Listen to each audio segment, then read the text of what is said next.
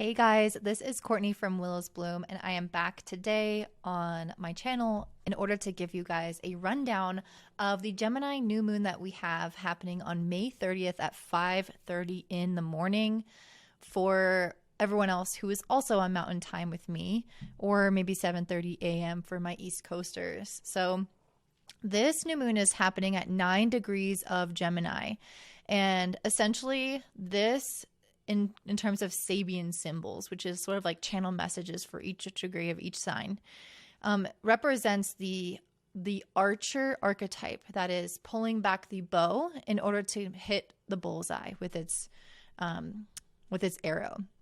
And so there is some element here with precision, with strategy.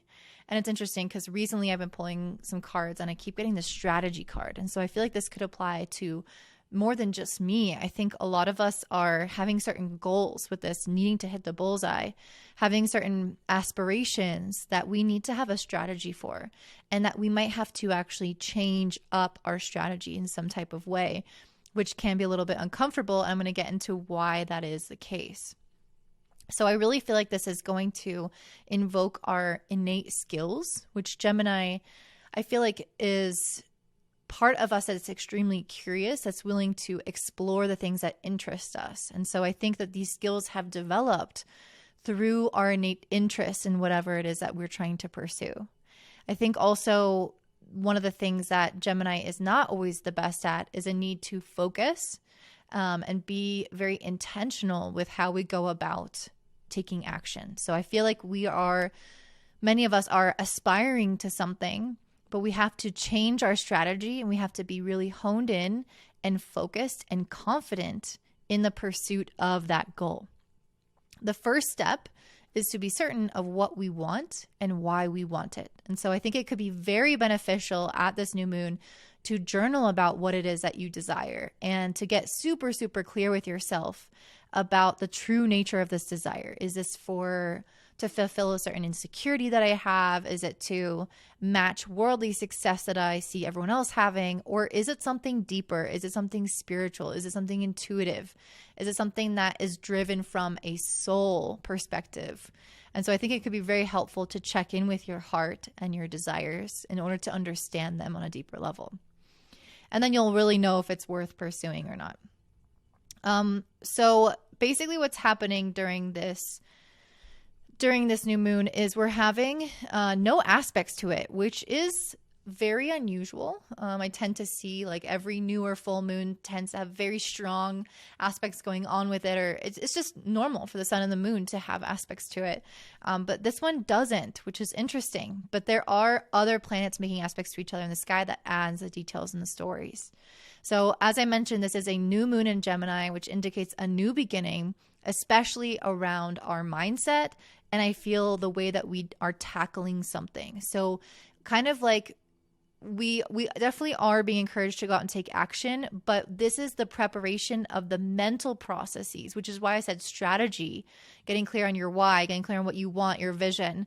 It's like the mental processes behind the action that this new moon is cultivating.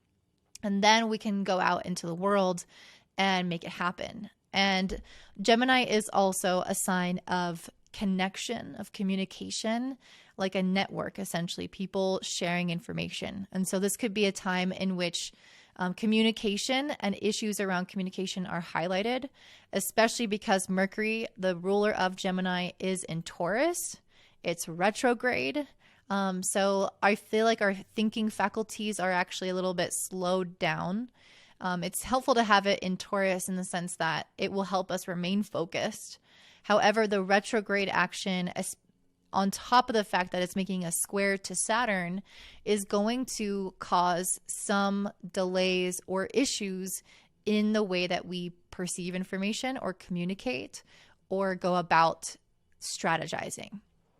And so what I see with this is generally kind of things I've been feeling in the air in terms of moving things forward, we may have these really weird delays or these really weird things happen where it's just like misunderstandings or miscommunications or people not doing what they said or things being delayed and it's throwing the process off or paperwork not coming through.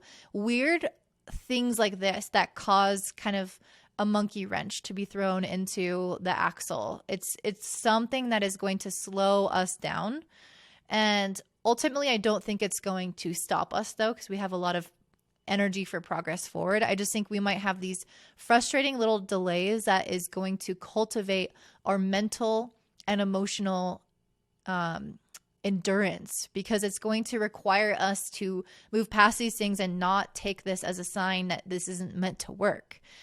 These little delays, these little frustrations, or maybe even some of them could be entirely internal if we are blocking ourselves in some capacity. Whatever it is, whether it's external or internal, it is not your stoplight. It is not telling you that this isn't the right direction. In fact, it's telling you to push forward, but maybe there are things that we can do differently.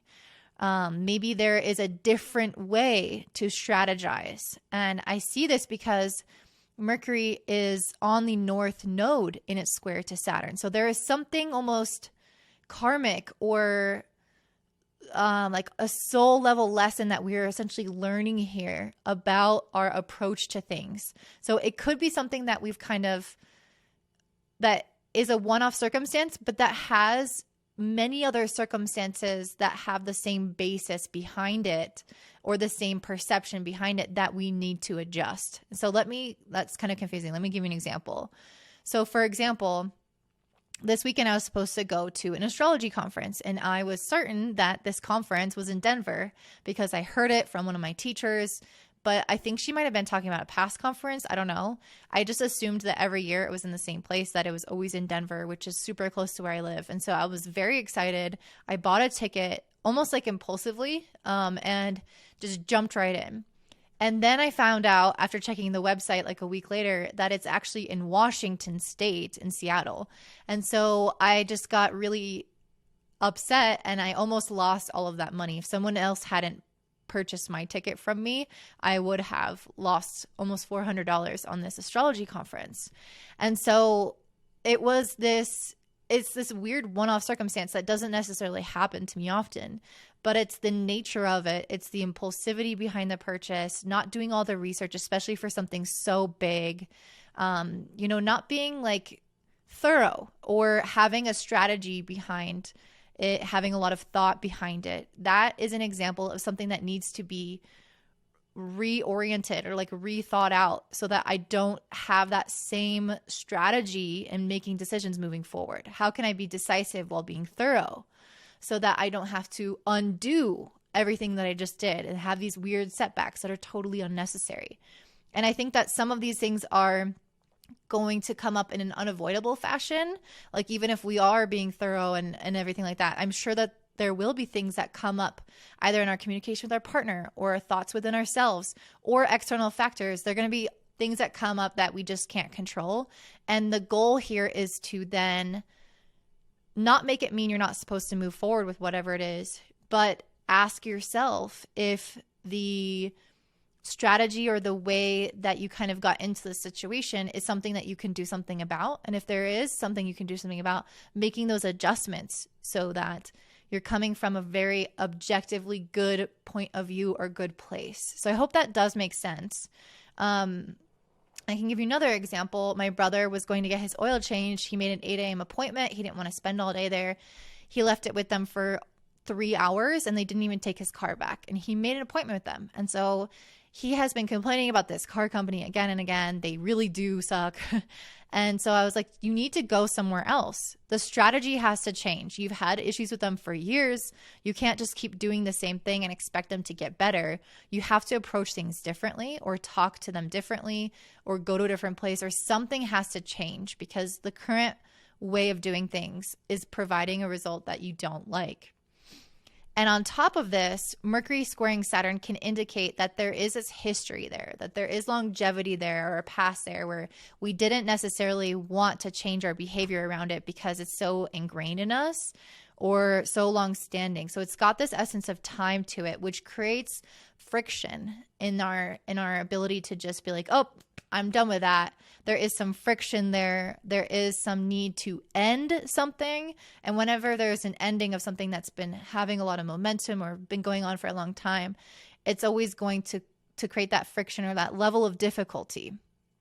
But we are meant to become much more decisive in this process. So by really creating an end to whatever pattern wasn't working in our favor before, we are becoming even more decisive and understanding what steps we need to take in order to make that decision properly. So not rushing impulsively into a decision, that's not necessarily being decisive. Being very thorough so that when we make a decision, we stick to it and we see it through to the end, and we can honor where we were in that moment and where we are now and say that that was the best decision for us. I think this is also asking us to cultivate a greater sense of confidence in our decisions and in our actions. Mercury retrograde is also making a sextile to Neptune and a trine to Pluto. And so what I see with the sextile to Neptune is being able to become quite imaginative or creative in coming up with these solutions. And the trine to Pluto is giving us that level of adaptability that the square with Saturn is trying to stop, right? This level of always having done something one way for many, many years, that trine to Pluto is trying to come in here and help us unearth some of these old patterns that are, again, affecting our decision making, affecting our mental faculties, affecting our communication styles, our perception of events. It's everything Mercury. So it doesn't just have to be like decisions. It can be anything of the mind or anything even that connects us to others. Like I mentioned, paperwork, those things are connecting us to an event, to a circumstance, or even to another person. And that paperwork can even have delays and issues around it. So whatever Mercury is ruling in your chart could be affected, or it could just have something to do with any of the things I've mentioned.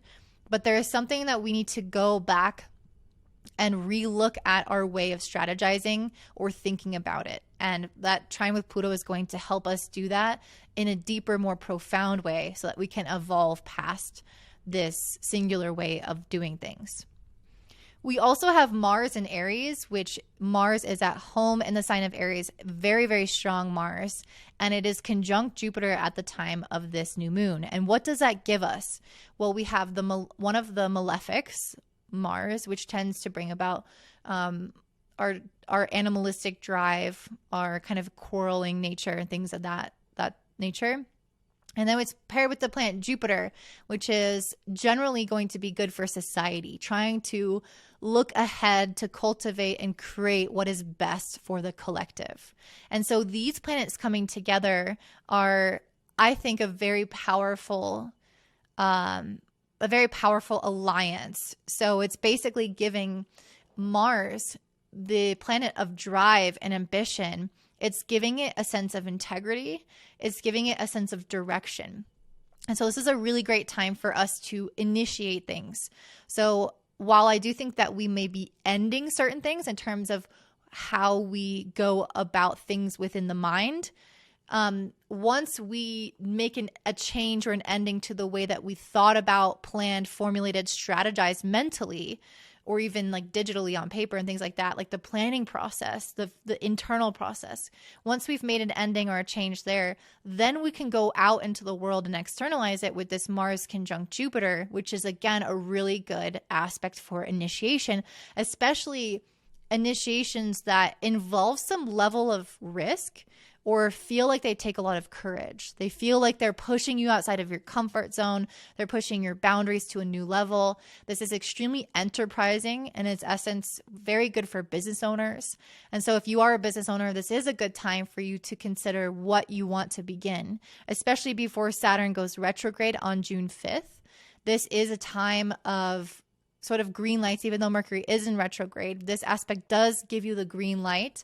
And then when Saturn goes retrograde on June 5th, it might become a little bit less easy to kind of get down to work, know exactly what to do, and see a lot of progress forward. Not that you can't, you still will, but that there will be other energies at play that can muddy the waters, I should say. So very good for, again, having a lot of courage. And so we might need to face something with courage. We might need to change something in our life to go after something new. I really do think, since it is a new moon, I think there is some level of newness here, something that we haven't set sights on before. And if that's the case, I think that we might have to combat some old ways of thinking about things in order to do this new thing, if that makes sense. We also have Venus in Taurus. Again, Venus is at home in the sign of Taurus. So we have both of these beautiful planets, Mars and Venus, in their home signs.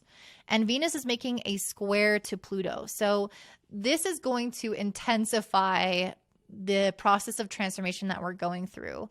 Venus squaring Pluto can really bring about a deep reflection on our value systems, on our relationships, on our relationship with money, with self-worth. It can bring about a lot of deep buried insecurities. So there might be some things that we're combating from the past in terms of mindset or perspective that are linked to traumatic events or events that brought about some level of insecurity in our lives.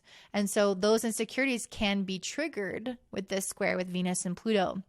And so it's offering us up a time to transform those insecurities into confidence so that we can set out on this new endeavor without being so worried that the past is just going to repeat itself. And we may have to have that level of discomfort in order to discover what those things actually are.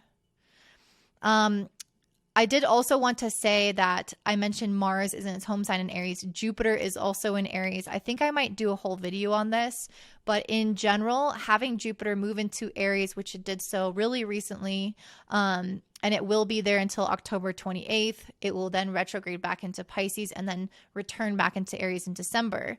But Jupiter in Aries, I love whenever Jupiter is in a sign because I feel like it's just there for a year. It really highlights that sign and it gives us the potential to explore the energy of that sign in terms of our own personal growth, exploring the archetype of the planet that rules that sign, which would be Mars.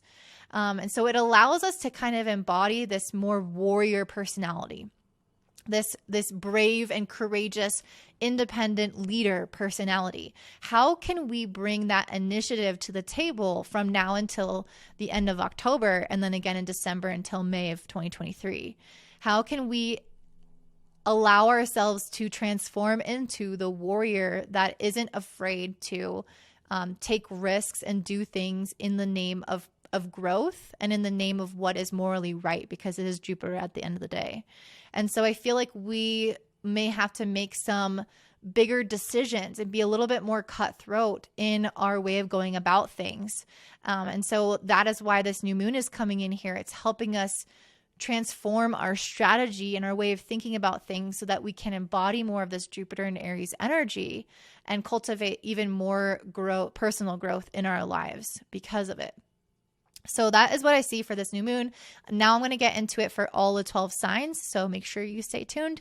And don't forget that the links for the time codes are in the description box below, as well as for my astrology readings or tarot readings, if that interests you. And of course, I have an astrology course as well if you want to do this on your own. And that'll all be in the description box down below. All right. So up first, we have my beautiful Aries rising. Oh, a bunch of cards just fell out for you. I would argue too many cards. All right. I'm going to put them back.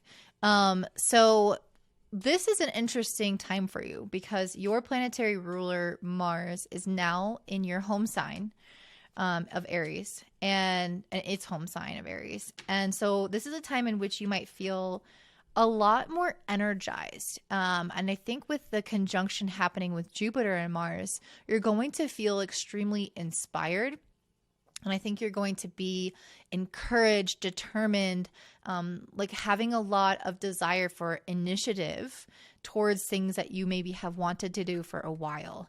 And I think that you've kind of been a little bit more in periods of I felt that your energy has kind of been on the back burner and now it's coming up and turning up high heat. And so this is your time to take action. And I just pulled the Queen of Pentacles. I feel like you guys have an ability right now to achieve some amazing success with some endeavors that you have. And this success is going to create a foundation for your future, as well as a level of independence that you may have not necessarily had before. So this could be getting a promotion at your job and feeling like you have the ability to make more decisions on your own. This could be really anything where you are stepping up more into a leadership or teaching position. It might not be the case for all of you, but I am getting a sense of autonomy that you didn't necessarily have when Mars wasn't in its home sign, when Mars wasn't with such an amazing planet as Jupiter, which is always trying to get us to aspire to bigger and better things. So this could be even internally. You might feel this foundation of being much more at home with yourself and like confident within yourself, sure of yourself in whatever position you're in. And I just pulled the love card as well. So many of you might find that, you know, maybe you'll have opportunities for love right now, because a conjunction with your chart ruler and Jupiter can bring in many new opportunities across all boards. It doesn't just have to be in one area of your life. And with Mars being in your first house and Jupiter being in your first house, this again can really relate to anything that is going to build you up as an identity and as a person. And Venus is in your second house, the planet of relationships, and it's making a square to Pluto in the 10th. So this could be interesting, especially in regards to work relationships, or even in regards to finances. Let me pull a card specifically about that. I just got the King of Cups. So I don't know. I feel like Venus being your second house definitely gives off the vibe of finances. But this card gives off a very emotional energy. And so this paired with the love card, I'm definitely getting the feeling that even though this new moon is happening in your third house, I feel like this is less analytical for you than maybe it is for other people. Just because of this water card and this love card, I am getting maybe that there is like new romance in your life, or there are things that you are really in love with and really excited about in your life. Like I'm getting this passion and this vibrancy and this fire being alive within you, whether that's directed towards a person, towards a goal, towards an idea, an event, whatever it is. I feel like your heart has really come online. And with this Venus square to Pluto, I actually think that this is going to deepen that, maybe even make you slightly obsessive with whatever it is that you're going after. And this new moon, as I mentioned, is in Gemini. It's happening in your third house. So maybe there is some new communication coming through about this endeavor, or some new ideas about it. I just pulled the Strength card when I'm specifically addressing the moon. And I think that has something to do with the fact that Mercury, the ruler of Gemini, and then the 10 of Cups, interesting. Mercury, the ruler of Gemini, is retrograde and squaring Saturn. So there can be some elements here of slowing things down, especially with that Strength card. Whenever I see this, there is something that's trying to pull through for you. But it's not coming as quickly as you would like. And this could be financial. This could be any of the things that I mentioned before about what you're excited about. I feel like there's something trying to come through for you with this Jupiter conjunction on your Mars, on your chart ruler, and it's being kind of held back by Saturn, which is again squaring Mercury. So Saturn is in the 11th, squaring Mercury in your second. And so I'm getting this feeling of like, oh, I just have to like push through this, and maybe overcome some sort of obstacle that is standing in the way between you and that thing. But ultimately with the 10 of Cups, I think that you do get whatever this blessing is, whatever this offering is. Again, another Cups card, something that's very emotionally fulfilling. So for many of you, it could be some type of relationship and communication that you have to go through. And then you have the person, who knows? It's just something that you are very like you light up about, you're very excited about, you're very emotionally invested in whatever the outcome is. And so it's something that I think is going to be extremely fulfilling for you if you can just sort of overcome this initial push, this initial setback that Saturn in the 11th can give you. So let me pull a card. Let me pull an animal card to kind of get an idea of what this Saturn square can represent for you. What could that setback be? What could that hardship be? All right, 2 came out. I got the camel and then the gazelle. So definitely with the camel, there is this archetype. Oh, and the whale. There is this archetype of saving your water within your hump or whatever they do. I don't even know, for the dry days. And that goes with the strength card for me. There is some element here of not having the wishes fulfilled right away and having to kind of hold oneself together and endure the hardship of the desert while waiting. And so in this process of waiting, I feel like you can feel that something great is coming. You can feel that some offering, this new beginning for you is coming. But at the same time, it's like, it's not here yet. And it can feel very, it can feel difficult especially for an Aries rising, which can get rather impatient with things. And so it's going to be important for you to gather your strength, your reservoir of energy, and use it like strategically throughout this process. I also got the whale card. And with this King of Cups and 10 of Cups and the whale card, there is a strong emphasis here on like really deep emotions. And I feel like the whale on top of this like is sort of this all-knowing type of character. It definitely is aware of the undercurrents of life. Like it knows kind of, it might not have the exact data of everything, but it knows things with its soul. And so again, I feel like you know something is coming. You know why you're making certain decisions. You know how your heart feels, even though the logic might not always be there, which is interesting to say during a Gemini new moon, which logic is usually really imperative for. And there is some element of that in terms of strategizing and moving forward in a good, in an objectively good way. But I also think that with Mercury retrograde, there is some element here of you just needing to tap into your intuition. And with Jupiter being conjunct your chart ruler, Mars, you're being given these kind of divine insights about what that next thing could be. Lastly, the last card that I have is the Gazelle card. So I don't know what this is, so let me look it up really quick. Heightened awareness and ability, vulnerable. That's kind of what I was saying. The gazelle personalities are hyper aware of their surroundings, and this can inhibit them from enjoying the beauty they've spent so much effort cultivating. No more worrying about those predators in the wild. When this card appears, it's time to get back to the present moment. Sit down, find your breath, and acknowledge the bounty that surrounds you. So I think that this is just trying to tell you, like in this process of waiting for that next step or that gift that's being bestowed upon you that you can feel is coming, to really allow yourself to just be present in the moment. I think that this is the answer to that feeling of agitation or upset that can overcome you at times. So that is what I'm seeing for you, Aries Rising. I hope that resonates. And if it does, don't forget to let me know by liking and commenting down below. And of course, if you want to purchase an astrology reading, you'll see that in the description box below. And I hope you guys have a great day. Bye. All right, up next I have my beautiful Taurus risings. So this new moon in Gemini is happening in your second house of finances. And this new moon, as I mentioned before, is not making any specific aspects to any other planets besides the sun and the moon coming together themselves. So the other planets that we're going to be looking at are going to kind of give you an idea of the context of the situation. So, I do find that a new moon in the second house can bring like a new opportunity for finances, new ideas and ways of cultivating that. But I also feel like it's this really direct line to a vision that you could have for your future. So some kind of manifestation essentially that you want to create, and having like a really clear idea about what you need to do practically in order to solidify that into your life. So that is generally what a new moon, I feel like, in the second house can bring you right now.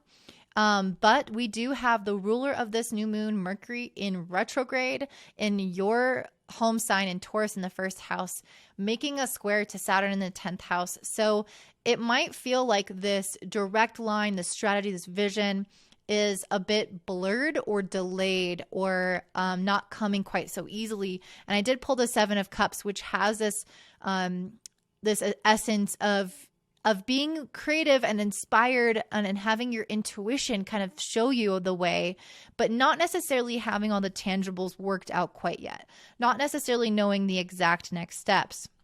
And I think that's why I pulled the 2 of Swords in reverse. There is some element of indecision here that I think you could be going through, or like a decision that's being postponed in some type of way. With Saturn, again, making that square in your 10th house, this could directly be coming from an authority figure, from your career, from something outside of your hands, from external circumstances.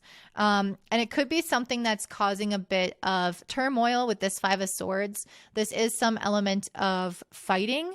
And I do think that this could be you in relationship with someone else, because your planetary ruler, Venus, is in Taurus, making a square to Pluto, which can bring about tensions and dynamics with others.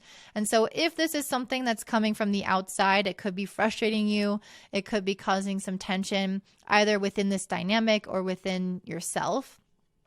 But that square with Pluto with your ruler, can lead you to have bigger transformations as a result of this discomfort with Saturn. So there is something that's almost altering or changing within you because of the delays that can come through at this time. So having uncertainty about the vision, but being inspired, not really knowing what to do next, but maybe some part of you is kind of excited. But then with this square with Pluto, there might be some worries there, some insecurities about not having the exact plan, not having it all together. Or maybe you don't feel super inspired. That's also possible. But I feel like what this is really trying to do with this, with so much energy with Mercury and Venus, and even the North Node in your first house, I think that there's a heavy emphasis on the relationship with yourself. This Lovers card to me is really indicating a need to go within and essentially practice more self-love. And I think that this is really, really going to help you manifest whatever this vision is, or it's going to help you become clear about the steps and the logic behind the vision. So it's either going to help you, like, it depends on which stage you're at. It's going to help you create the vision, or go after the vision, or have the strategy behind it, which most of you will probably be like the strategy. But it's almost like you have to kind of come at things with a lot more confidence and like, I feel like a lot of this especially with this new moon in your second house, this is kind of like a self-worth thing. You know, there might be some ideas that you have that you're inspired by that you shoot down, that you're not certain about, that you don't know how you would even achieve that. And then you just kind of take it out of the realm of possibilities. And really, this is a self-worth thing. At the end of the day, you are meant to cultivate a lot of confidence and self-love, so that whatever idea that comes to you that feels divinely inspired automatically gets accepted, and you follow through with it strategically and go after it, instead of having this filter that says, that's too hard for me, that's too big for me, that's not possible for me, I can't because of XYZ, I can't because I'm this type of way. And this is really saying that all of those things are not really relevant. They're excuses, they're things holding you back. And this is going to give you the potential to see through that. Again, Mercury retrograde squaring Saturn can bring this element of holding ourselves back or feeling negative kind of about ourselves and our way of being and everything like that. And we can get a little bit more pessimistic. And so I think that you might be feeling that, especially since Mercury is in your first, you might be feeling that about yourself, especially in comparison to people outside of you, because Saturn in your 10th has some element of the world. You're like an authority figure, a boss, the career that you're going after, a goal that you're going after, the world, and like how other people are doing it, or your friends, how they've achieved certain goals. It's like all those pressures from the external world are just weighing down and becoming too self-critical from within. And so this is your time to examine those thought patterns, examine where they're coming from, and let them go. And if there is some element of tension in relationships or within yourself, it's also a chance for you to kind of release some of the obsessiveness about things, some of the control over things, some of the decisions that you might make out of a shadow version of yourself. It's time to really own up to things in a way, like look at yourself very clearly, see things clearly, and release some of those things that I just mentioned because of that Venus square to Pluto. You guys also have Mars in Aries in your 12th house conjunct Jupiter. So this is definitely a big deal in terms of having a lot of kind of spiritual energy driving you. Mars in Aries with Jupiter is very encouraging for us to take action, begin something, take initiative. But being in your 12th house, it's kind of the wrapping up of a cycle. It's much more of an internal journey, a spiritual journey, an energetic journey, rather than, oh, I'm going to go and do this thing. If your work is kind of in line with those topics, then yes, it does make sense for those things to grow and for you to jump into them. But if your work and the things that you aspire to have nothing to do with spirituality, have nothing to do with healing or anything of that nature, then it's not necessarily the time to jump out and take action. And it might be more of a time for like internal, again, reflection and spiritual growth and understanding. But Mars in Aries is generally a very active placement. And I did pull the Two of Pentacles. So I feel like you guys might just be very stimulated at this time, hopefully stimulated for the better, hopefully inspired because of this conjunction with Jupiter. Mars in Aries in the 12th could alone, especially with Chiron there, could indicate more like anxiety and nervousness, which I think is going to be not so much the case because of Jupiter. I think that if we do experience nervousness, it's like we're channeling into a goal, an idea, a perspective with the Ace of Swords here, some kind of idea that has a potential to move us forward in life, rather than hold us back or debilitate us in any way. So again, really big that your ruling planet is in a square with Pluto. It's going to help you uncover a lot of what's lying within the depths of you. And then the first card I pulled was trust. So I think that there is a need to cultivate trust right now that everything is working out as it should. If you are experiencing some delays and blockages or some level of uncertainty, trust that your idea is right. Trust that you know what's best for you, and understand if there's insecurity standing in your way rather than like actual issues standing in your way. I also have gratitude. So another way to get what you desire, and this has Gemini on it as well, is to practice gratitude for all the things that you do have, especially as this is a new moon in your second house of the things that you own. So being very mindful of what you own, connecting with them, really feeling it, like being physically like thankful in the body, if that makes sense. When you experience gratitude, you can feel it in your body. You can feel your emotions change your energy. And then as I said that, I pulled the emotion card. So the emotions play a really big role in this, regulating your emotions, regulating your thoughts, which then change your emotions, will ultimately lead you to victory and success, which is what you're looking for here. And so I feel like that's giving you everything that you need. So that's what I'm seeing for you, Taurus. I think that you just have to give yourself patience, practice self-love, and become more trusting in your decisions and what inspires you. So if you enjoyed this, please let me know by liking and commenting down below. And if you're interested in astrology reading, you can check that out in the description box below. And I hope you guys have a great day. Bye. All right. Up next, we have my beautiful Gemini risings. So this is your new moon. Essentially, you are having this new moon happen in your first house, in your sign, in Gemini. And this might feel like, oh, yay, like I'm having lots of new beginnings. This is exciting. And yes, that's true. However, the ruler of Gemini, your ruler, Mercury, is in Taurus. It's retrograde. It's in your 12th house. It's squaring Saturn. So there are kind of a bit of like rough spots to endure or some problems to overcome in order to get access to some of these really beautiful new beginnings. And I literally pulled the Tower in reverse, as I didn't even see that. But yeah, so basically the Tower in reverse is a card that signifies a change that we are doing to ourselves.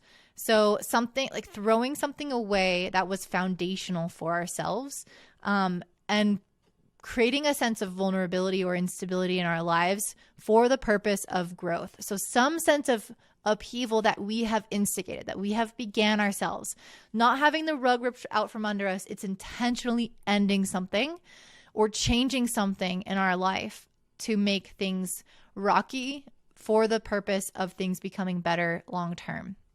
And I think ultimately it's a decision with this Lovers card that is going to allow you to choose yourself. And so often with Mercury in the 12th, there is a wrapping up of some type of cycle for you before it's reborn in your sign in the first house again when it goes direct. There is like this retrograde period of things really wrapping up for you where maybe you have been postponing certain decisions or uncertain about things, or you're looking at things in a certain way.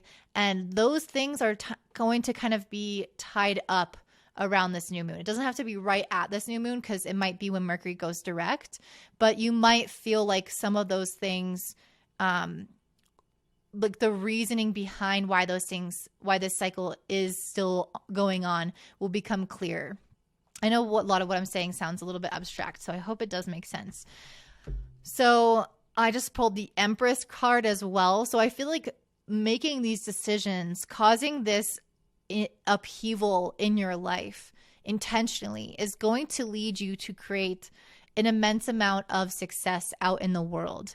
It's like this card is going to help you embody this confident person, this one who knows what they want, who knows what they're after, and who won't settle for anything less. And so if there are ways in which you have restricted yourself, whenever I see Mercury in the 12th squaring Saturn, it does feel like a self-imposed restriction. Whenever I see you restricting yourself, it's limiting your potential for success, essentially. I don't even know what I was going to say there. But I think you get the concept, right? And so I think that you guys are going through this ultimate metamorphosis of releasing those self-restrictions. And it could be anything that plays into that. It could be an existing relationship. It could be a way that you view yourself. It could be a job that you've been pursuing that feels just like it's not going anywhere. It's a dead-end job. It could be anything in your life that you are like, I need to blow this up in order to grow, in order to prosper, in order to become my most powerful version of myself, because I am limiting myself by sticking with whatever this is. And so I think that will become really clear for you guys.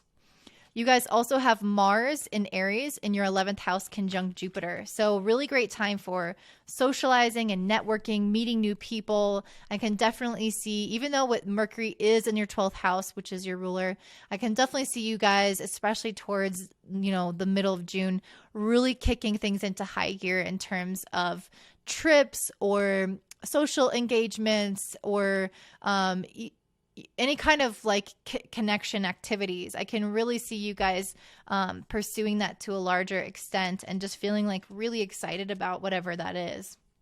And that might give you the potential to then use, because it's Jupiter here. So there is more than just, oh, we're having a good time, which Jupiter can be like that. I do think Jupiter has the potential to give us that good time along with opportunities. So it's like, oh, I'm meeting these people and then they become a source of information that's really critical for me later on.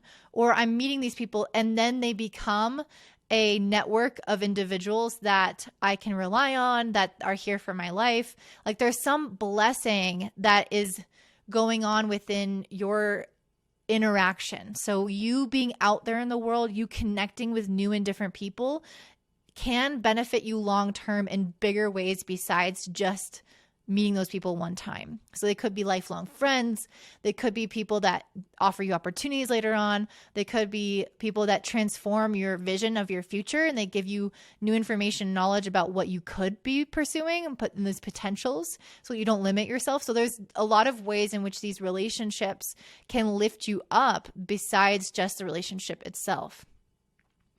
And that's why I think I pulled the 3 of Pentacles, which is like an essence of working with some of these people. Some of you guys might quite literally meet these connections and then work with them. And I think that could be really fulfilling in and of itself. You guys also have Venus in your 12th house making a square to Pluto in the 8th. I definitely feel like you guys have a potential right here for some really deep emotions to surface. I pulled the Ace of Cups and the Strength card together. So I think there's something here going on that's asking you to look at these deep well of emotions in terms of your relationships, your self-worth, any of these things, and really start to go within and essentially, I feel like face these demons or face these aspects of yourself without giving up, without turning to addiction or distraction and the things that we normally want to do. With the Strength card, I feel like this is asking you to face the issue head on. You can see her trying to save this massive whale from this whole net. And it's like she has a big task ahead of her, but she realizes that the other option is to just let the whale die. And that is no option at all. So essentially, I feel like you may be facing some things now that you realize you have no other option but to face it with integrity, with effort, with strength, with self-compassion, self-love, and really examine the emotions behind it with this Ace of Cups that can be quite deep, deeper than we might initially perceive. Okay, so that's the gist of what I'm seeing. Let me pull a few more cards for you guys. I feel like I got the most important stuff out of the way. I guess I'll mention also for you guys that Mercury, which is again your ruler, is trining Neptune, trining Pluto, which is again going to give you that ability to be very perceptive about yourself, especially because this is a new moon in your first house. You might get very, very clear about where your shadows have come up to self-sabotage you, especially your insecurities and fears and all of those things, and how those have been really getting in your head and getting in the way. And it's going to help you release them with this sextile to Neptune in the 10th. And it's basically giving you kind of like this divine support and even creative energy to let some of these things go, to have a lot of compassion from yourself or for yourself. Okay, so I pulled the Passion card and then I pulled the Luck card. So I definitely feel like you guys, this is a new moon, which I think does have a lot of luck. Even though your ruler is squaring Saturn, I feel like the luck is almost like delayed in some way. Like there are some hardships that we have to push through, some inner blockages, that type of thing. But at the end of the day, what is left is a lucky situation, is something that works out for us, is something that adds benefit to our lives. So ultimately, I feel like the outcome of this new moon is going to be really good. And this Passion card, I feel like whatever happens for you, whatever new beginning this is for you, is going to ignite your passion again. So if you've been feeling dull, if you've been feeling uncertain, if you've been feeling insecure, this passion is going to come back online again. You don't have to worry about trying to force it to happen. There are going to be things that string together that ignite this within you again, especially with Mars conjunct Jupiter. This is a planetary aspect of passion, of courage, of excitement. And I think a lot of this passion can specifically come through these social networks, as I mentioned, meeting new people, getting new ideas, talking to people about things. This is a Gemini new moon. It's all about communication. And so I think it's these connections, these ideas that are going to come in and enliven you once more. And then I'm going to pull an Animal Spirit card. I was really only doing this when there's like some issue, but what are Geminis going to get out of this moon? Okay, I got the Wolf card, which again is about the social sphere. So I think you guys are going to be meeting definitely a lot of new people. Your connections are very important at this time. I also got the Golden Egg and the Dragon, which are both like spirit animal things that they have in this deck, and I don't know what they mean. So let me go ahead and look some of those up.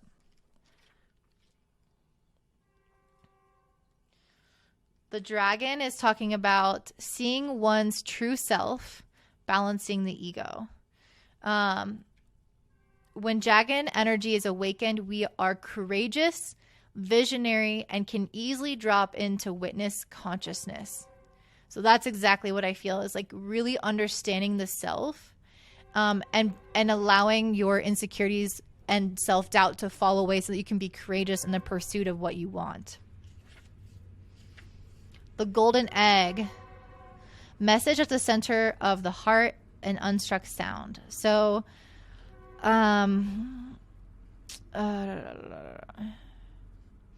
magical essence of Golden Egg needs warmth, quiet, and time to unfold. No rushing, pushing, or grasping.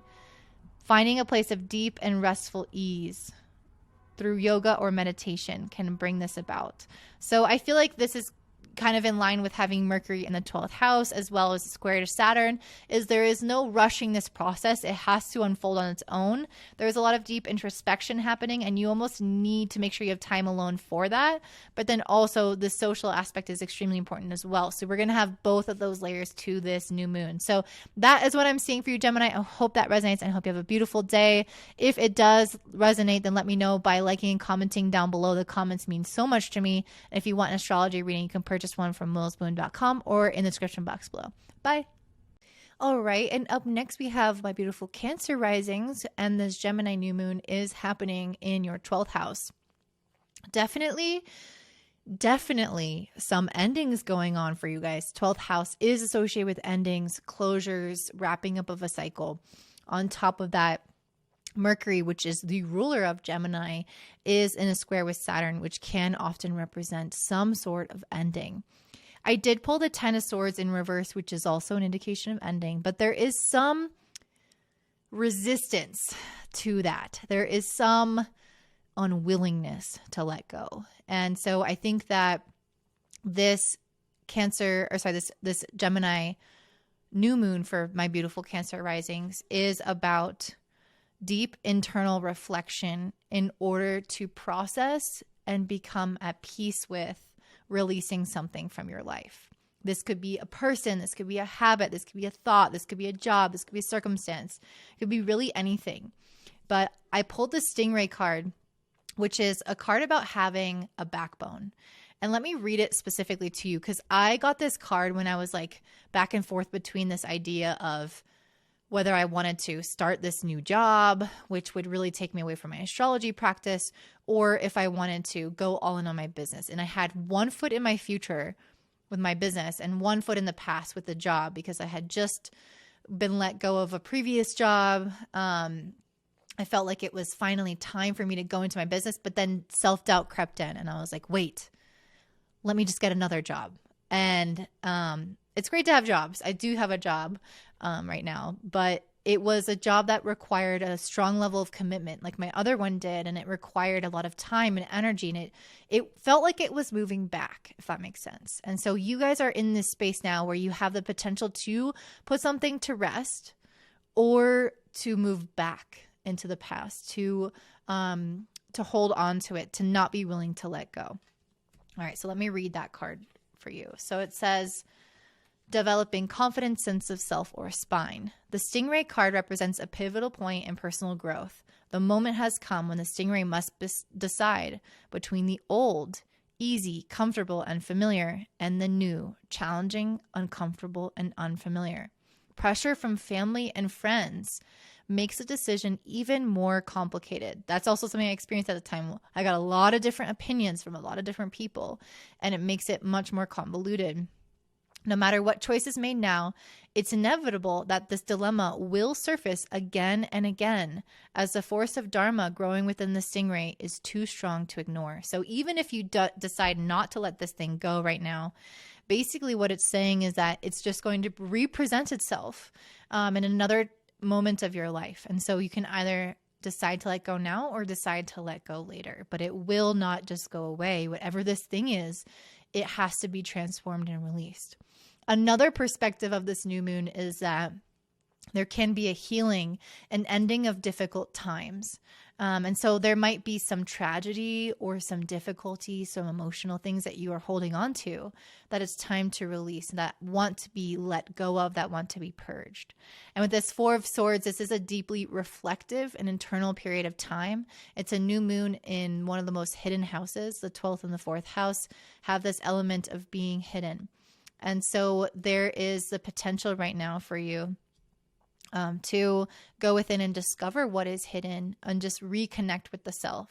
And I think that's ultimately going to inspire you with this Three of Wands card to have a clear next step, a clear next direction. Like once you decide to make this ending, let go of this thing, you will have the path of what's next appear before you. I don't think that you're just going to be left hanging for a long time.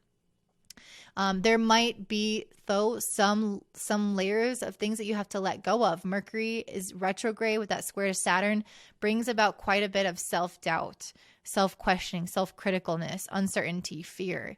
And so I think a lot of this is going to creep up, maybe even in your communication with others, because Mercury is in the 11th. You might have to have difficult conversations, and maybe that's part of why you're avoiding this, because you don't want to have those talks. Or maybe your conversations are bringing up difficult topics that are helping you reflect and realize things, or maybe you want to avoid them. But ultimately, this is an extremely spiritual new moon, and I pulled the divination card on top of that. So you have these divine insights and downloads that are coming through. So you know what is right. You know what you need to do. You have these insights being provided to you, but it's all about trusting yourself, trusting this process, and knowing when it's the right time for you to move forward. You guys also have Venus in the 11th house, making a square to Pluto in the 7th. So a lot of this can bring about some interesting dynamics within relationships. It can bring about insecurities within your relationships and friendships.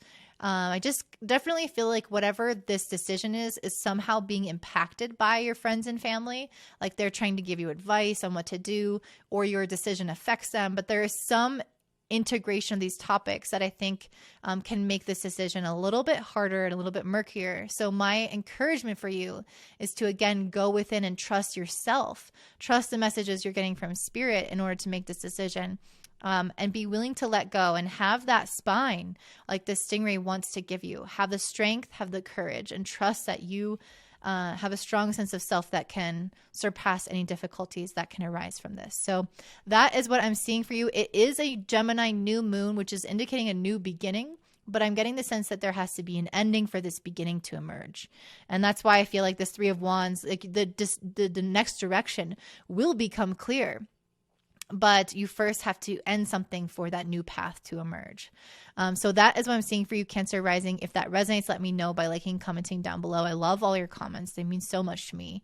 And if you want an astrology reading, you can check that out in the description box below. And I hope you have a great day. Bye. All right. And up next, we have my beautiful Leo risings. So for you guys, this Gemini new moon is happening in your 11th house of friendships and relationships. And also goals and future and kind of how we think about all those areas of our lives. So there might be some reimagining that you have in terms of your existing relationships or your future plans. I definitely think that you guys are going to have some sort of ending that is making the way for a new beginning in this area. So I did pull the Tower card in reverse, which is implying some sort of self-initiated ending, or at least something in your life that is going away to make room for something that feels much more powerful. And so there might be things that you are putting a stop to, especially within your career or your relationships, that is going to allow you to manifest something that's much more in alignment. I said that manifestation word because I pulled the Magician and the Spider card, which are both very strong indicators of being able to form our reality to what we want it to be with our thoughts, with our intentions, with our emotions. And this new moon is about getting very clear on what it is that you do want, ending something in your life that represents things that you don't want, and beginning anew with something that you do. And so I feel like, again, this is coming through possibly career or relationships. And the reason I'm saying that is because this new moon is in the 11th house of relationships and friendships. But the ruler of this Mercury is retrograde in Taurus in the 10th house of career. So a lot of reflection, a lot of pondering around our career, what we sort of think about it, what we want with it. And it's making a square with Saturn in the 7th house. So you might have to change some career relationships, or you might have changes in your personal life that affects your career, or you might have changes in your career that affects your relationships. There is something going on here in this connection with the two. And there is some transformation or ending that can feel like an upheaval, that can feel like it's making you unsteady in some capacity, but it's a personal choice that you're making since this is reverse. Or at the very least, if it's not a personal choice, it is something that is ultimately going to be in your best interest and not just be this destructive thing, but make way for something new, for something better. And that's why right after I have the Magician card, which is saying you have the ball in your court. You have the power to manifest so much right now. especially because you also have Venus in the 10th house right now. So there is that potential for you to attract the things that you desire in your career sector. However, it is squaring Pluto in the 6th house. So there may be some things in which some debts that you have to pay off, some karmic debts that you have to pay off in some capacity. When I see Pluto in the 6th, I imagine that there are some responsibilities that we have to take care of that are that are putting this kind of pressure on us. It's like we want to make certain decisions. We want to attract like the fun, the good things in our career, but then we have to also take care of the things that we're responsible for. So that's one way of looking at this. Another way is to look at the relationship with coworkers and how that could impact some financial success or lack thereof, or relationship success or lack thereof, depending on how you interact with these individuals. So that can come into play as well if this is specifically around career. I feel like what this is telling you is that you have a lot of potential, though, to achieve abundance and to achieve success. I literally pulled the abundance card. So this Venus in the 10th house, although it is being challenged by Pluto, it's going to eventually move away from that, and it's going to give you even more time to cultivate really beautiful work relationships, move towards your goals, cultivate more financial success. So I think that this abundance card is telling me that those things are on the horizon for you, even though there could be some difficult relationship things or some changes to relationships, especially within the workplace, that you may have to overcome in order to get there. I also pulled the Two of Pentacles in reverse. And to me, this is about needing to prioritize things, but struggling to do so. And that's really where I got from that Pluto in the 6th house, is there may be some level of responsibility towards something, or like certain debts that you have to pay off, or certain things that you have to take care of that feel like an unnecessary burden, or that feel like they're getting in the way of you getting something that's really ideal, like maybe an ideal day or an ideal life. And the Two of Pentacles in reverse is feeling like you don't know quite how to manage it so that you can just do the things that you really want to do, and not have to take care of all of those responsibilities. And you guys also have Saturn in the 7th with a square to Mercury in the 10th. So there may be responsibilities for other people, or things that you have to do for other people that you feel like are kind of getting in the way with your schedule, or getting in the way with you fully, like being out in the world and again, doing the things that you want. And so there may be some responsibility towards others that can kind of come into play here, or your boss could be giving you extra work and you could just feel like, oh, like I'm not really satisfied right now, because I think things could be better balanced if I did something different. You guys also got the Page of Wands and the Eight of Pentacles in reverse. So again, this really feels like there's something exciting coming towards you, some inspiration, some creative ideas, something that you want to go towards, and then something that you are already kind of working on or have responsibility towards that you're losing interest in, or you don't have the energy for, you don't necessarily like want to be doing it so much. The Eight of Pentacles in reverse. The Eight of Pentacles upright is about like getting really masterful, being really good at something, investing lots of time and energy to develop your practice within it. But in reverse, it feels like you're hesitant to do so. Like it feels like a chore. It feels like a responsibility. It feels like something that you've, already wasted too much time on, and you're ready to just move on to something much more enjoyable, which is this Page of Wands. This is like a newer idea, this exciting new thing. And so that might be a potential for you, whether that's in a relationship. I think for many of you, it's career, but it could be relationships with people as well, or friendships kind of in that as well. So that is a potential, but I feel like you guys are just like, nah, like I'm done with that way of doing things. And I want to do it. Like, I just want to do me. I also got the King of Swords here. And I do kind of want to say, with Mercury making a square to Saturn the 7th, the warning I want to put with this King of Swords is to really watch what you say, because there might be some difficult conversations that you need to have. Be very blunt, like communicate with people like, hey, we're going to have to change the way our relationship dynamic is. I can't always be doing all this stuff for you, or I have to leave my job, or whatever conversation it is. I feel like this conversation can be done tactfully though, or it can be done, somewhat with disregard to people's emotions. And the King of Swords tends to be like that. It can be very honest and very direct, but overly blunt to the point of hurting people. So just be careful about how you're communicating these changes that you need to happen in your life. The last thing I'll say is that there is a lot of hope for how things are going to work out. So even if there are endings in your life that feel scary, even if you've chose those endings and you're just kind of uncertain about the future, this hope card tells me that if you just have hope, things are going to definitely work out in your favor. This is, again, a new beginning in the area of your goals and your community. And so I think that there can be some big changes and evolutions to the relationships and career or goals and objectives of your life. And this is, again, telling you to have hope that those things are going to be better than what you've had in the past. So that is what I'm seeing for you, Leo Rising. If that resonates, please let me know by liking, commenting down below. And I hope that you guys have a beautiful day. If you want an astrology reading, you can purchase one from willowsbloom.com or using the link in the description box below. Bye. Alrighty, you guys. Up next, we have my fellow Virgo Risings. This new moon is happening in your 10th house of career in Gemini.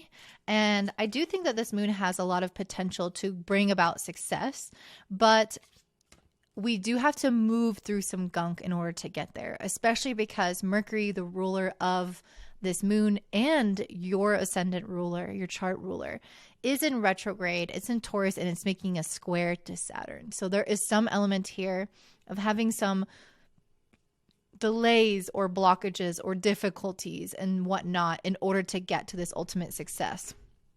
And so because Mercury is in your 9th house and Saturn is in the 6th house, I do feel like you guys may feel somewhat limited. And this is actually kind of similar to what I was saying to Leo Rising. I feel like there is some element of responsibility and duty that you are feeling like you have to make sacrifices for. Like you have this greater vision with Mercury in the 9th house, but it's almost like that vision has to be reevaluated to become very realistic and grounded, where you can still honor your current obligations and the current things that you feel are, required of you. I just pulled the 8 of Wands. So this is suggesting that there is a lot of fast forward movement and action. And the 8 of Wands in particular is a card that I feel like is showing that we have a lot of inspiration and a lot of choices and a lot of things kind of coming at us that we can run with. And so you guys might feel that, especially in your career, you might feel very inspired. You might feel like you have just essentially more options for what is coming up for you. And then the King of Swords is asking you to use a lot of discernment about what to choose. So if you have a lot of responsibilities and then a lot of inspiring ideas, it's really using your discernment to pare down and get super clear about where you need to put your focus. Because Mercury, your ruling planet, is in Taurus, which is extremely streamlined and focused as it is. And that square with Saturn is asking you to bring in the discernment factor, the wisdom, the old age that tells you what is the best option for you at this time. While again, still honoring the things that are realistically your responsibility or things that you have to do.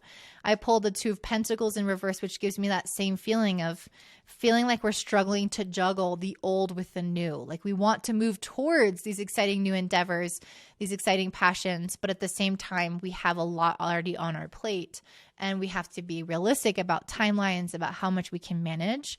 And that 2 of Pentacles in reverse is indicating some of where that struggle might appear. You guys also have Venus in your 9th house making a square to Pluto in your 5th house.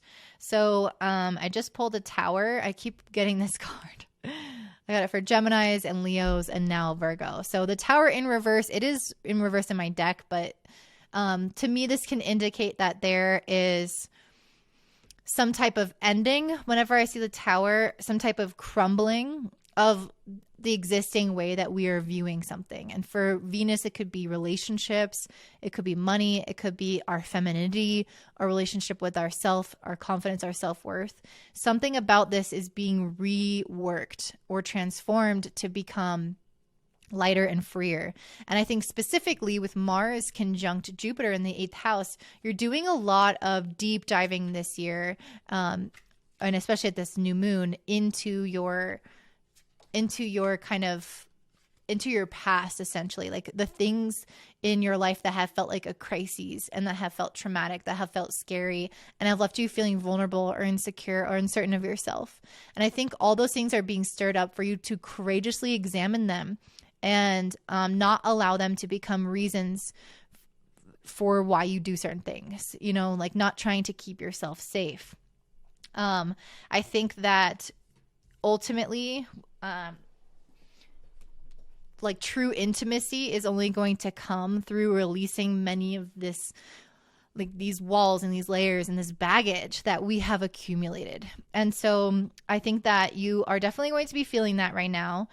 With the Four of Wands here, I feel like it's encouraging you to find this essence of partnership or like relationship that feels very deep and authentic and like somebody is truly seeing you for you. And next to the Tower card, it could indicate some relationships ending. Doesn't necessarily have to be the case, but if that is the case, I definitely see you kind of pivoting and focusing on your career since the new moon is in your 10th house. If that's not the case, it's something about those topics that I mentioned with money and self-image and everything like that, that could be coming into an end that is going to lead you to this state of joy and celebration and authenticity within yourself. And so for some of you, that could be external with relationships or with financial situations. And for many of you, it could be internal. So definitely a really big time, I think, for my Virgo risings, even though it is a Gemini new moon, having any new moon along your 10th house, like one of the angular houses essentially, is going to be this very impactful moment. And ultimately, I think it's going to help you see your future a lot clearer, but there might be some delays in that just because of all the responsibilities and things that we have to take care of now. So there might be some things that it's like you can see them, but you ultimately can't really grasp them quite yet. And this is a time of strategizing to reach them. What can I do to get to them in the long term? I just got the protection and gazelle card as well. So some of you might be especially anxious during this period of time and self-critical and worried. And I feel like these cards are telling you to not worry as much, that you are protected, that you can trust in this process a little bit more. The gazelle tends to be extremely hyper vigilant about anything that could go wrong. And I feel like this onion card is saying you have layers and layers of protection, energetic, spiritually, physically, that you don't have to necessarily worry so much about a slight change in temperature or a slight, one little thing going wrong or something ending in your life with this Tower card. Whatever ending that does take place is ultimately going to be a divine protection. Rejection is divine protection. And that's really what I see coming through here. So there's no need to worry about it. There's no need to control it. The Tower moment is an inevitable process, something that you can't control or direct the energy of. And so we're just going to have to accept things as how they are, and allow yourself to be inspired by the things that do want to grow for you, the things that do want to move quickly for you, which I think is happening in your career with this Eight of Wands. Things are wanting to pick up. Things are wanting to take off. Again, yes, you have responsibilities and things that are realistic, that are grounding you in some ways. But this Eight of Wands card and this new moon in the 10th house is saying that there is ultimate success coming to you, and things might be moving faster than you think they are. You might get a lot more responsibilities, a lot more things on your plate that you have to juggle and take care of. And you might start seeing success faster than you imagined. So that is what I'm seeing for you, Virgo Rising. If this resonates, please let me know by liking, commenting down below. Your comments mean a lot. They mean a lot to me, so I can get to know what you guys are going through, and they help my practice. And they also help more people reach the video. And if you want an astrology reading from me, you can always find that at willowsbloom.com or the link in the description box below. And I hope you guys have a great day. Bye. All right. And up next we have Libra Rising, my beautiful Libra Rising. So for you guys, this new moon in Gemini is happening in your 9th house. And your planetary ruler Venus is currently in, or at this time is in Taurus, which is at home in the sign. It loves to be here, but it is in a square with Pluto. So while Venus is strong, it's still having these certain challenges with Pluto, and Venus is in your 8th house while Pluto is in your 4th. So this can definitely bring up stuff from the past, like especially stuff from your childhood, stuff from your family. And as I said, that I pull the 4 of Swords, which is a deeply meditative card, one in which quiet tends to bring a lot to the surface. And so this is a time in which you might find that having some time alone, having some space to integrate and connect with yourself will start to bring up some of these suppressed feelings or some of these fears and things associated with your life path. There can be a lot more like questioning that goes on, especially questioning about yourself, your identity, where you're going, what you're capable of. And it can, again, link back to childhood, link back to past fears, link back to past events as part of that questioning. And so ultimately with the new moon in your 9th house, I feel like your vision is opening up in terms of what is possible for you, in terms of what the next steps are for you, your vision for success. There's an excitement here. There's an optimism here. And I definitely think that this could either involve someone else, or some of the initiative and excitement can be coming from other people, because you also have Mars conjunct Jupiter in Aries in your 7th house. So there's a strong push right now for working with others, for building relationships, for a new partnership to emerge, if that's something you're looking for. So it's like you can see this new vision along with these people. So, and maybe they could be 2 different things. That's always possible. Like you have this vision and your relationships are just going well, but wherever Mars and Jupiter is, there's some type of excitement and impulse to take action. So it's not just like, oh, there's a relationship here and like exciting. Like it's, how am I going to develop this? How am I going to utilize this relationship to achieve something? How am I going to take action on this? So it's not just something happening to you. It is something you are initiating. It's something you are taking part in.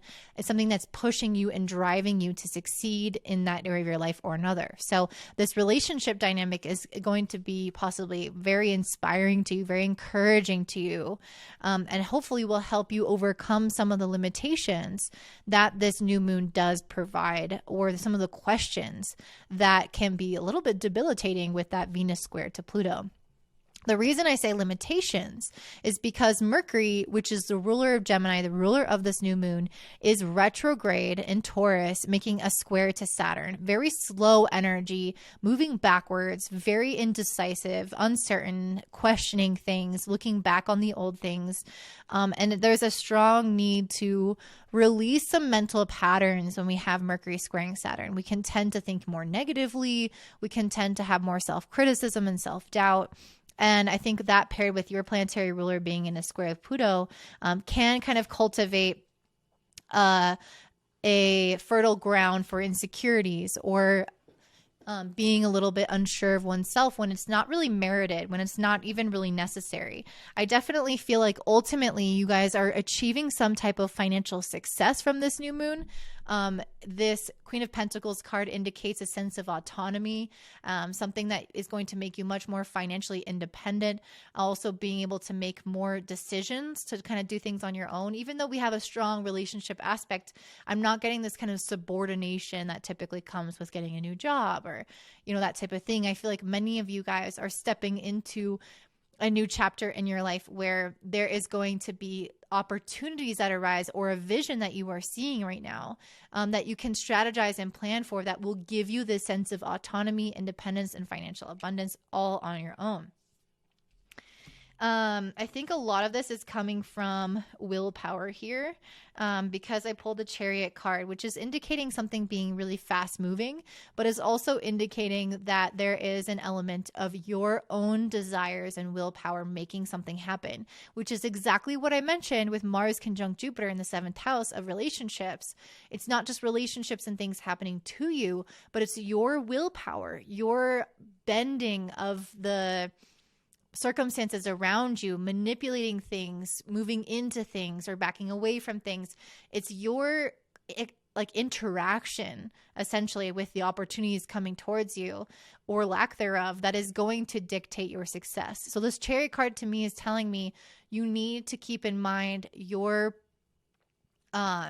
willpower essentially, or your ability to go after what you want as the number one contributor to your success. And with Mercury, the ruler of this moon in your 8th, squaring Saturn in the 5th, there can be some self-doubt that can inhibit our impulse for action. And so this is almost like a reminder to not let the self-doubt or insecurities and whatnot creep in and delay or create confidence issues, or indecisiveness, because your decisions, your actions are, again, what will create the success. And there might be this part of you that kind of is uncertain. So could we have this kind of stop-start energy for you? And I feel like relationships, someone else in your life is going to be the source of inspiration to kind of rev you up into gear. I think ultimately you are moving towards something that's going to create an extreme amount of fulfillment here with this 10 of Cups. And I think that Venus square Pluto, while it can bring out this element of uncertainty, it's also really amazing for self-reflection about what truly matters to you, what you truly value, and if it resonates. And there might be some tension in that evaluation. Maybe it's not the super beautiful, inspiring thing at all times, but it's ultimately going to help you check in with your heart to see, is this opportunity the 10 of Cups? Is this thing going to make me really satisfied? Is it going to use my innate skills and make me a better version of myself? And this 10 of Cups to me is telling me, yes, it will. And you're going to be able to see why that is the case because of Venus squaring Pluto. It's almost like you have X-ray vision and are able to see things much more clearly about your circumstance or about this relationship or about this vision of your future and how this will ultimately help you grow and benefit you. You guys also have the Fool card in reverse. The Fool card upright is a new beginning. And in reverse, I feel like there is maybe some trepidation about this new beginning. Maybe some of you are running right into it. And with the Fool card in reverse, it's almost telling you to maybe have a little bit more of a plan, to not run straight ahead, because this new moon is all about having a strategy, being objectively right about something, knowing the ins and outs of a story or of an event or of anything, that so that you can predict kind of what could go wrong and have a strategy for all those potentials. So this is not about like foolhardily running towards your new beginning. This is about not being the fool, having this new beginning, but from a very strategic and wise point of view. And on top of that, I pulled the Knight of Wands, which again, very inspired energy, but somewhat impulsive. And so I think that there needs to be some mitigation of that here. And this card is going to tell you, yes, you're going to be inspired, especially by these new people coming in and supporting you, working with these people, this new relationship, but don't jump in head first. Venus square Pluto is asking you to really examine things deeply. You know, get to the core issues, get to the reason why you're doing something. And then on top of that, go into what could prevent you from succeeding, so you have that strategy for success right away. So that is ultimately what I'm seeing for you. Let me pull one more card for you guys. Seems really good though overall.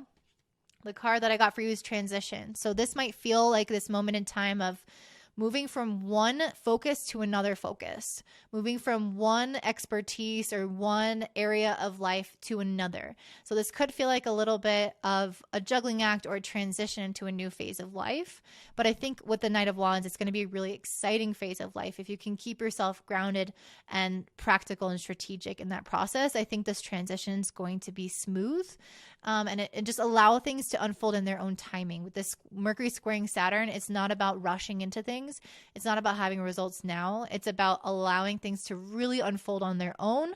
There is some element of divine timing, and you know, we can't rush the process of life. And so that's what this card is telling you. So I hope that resonates, Libra Rising. If it does, please let me know by liking, commenting down below. Your comments mean so much to me, and they give me a lot of insight into these moons.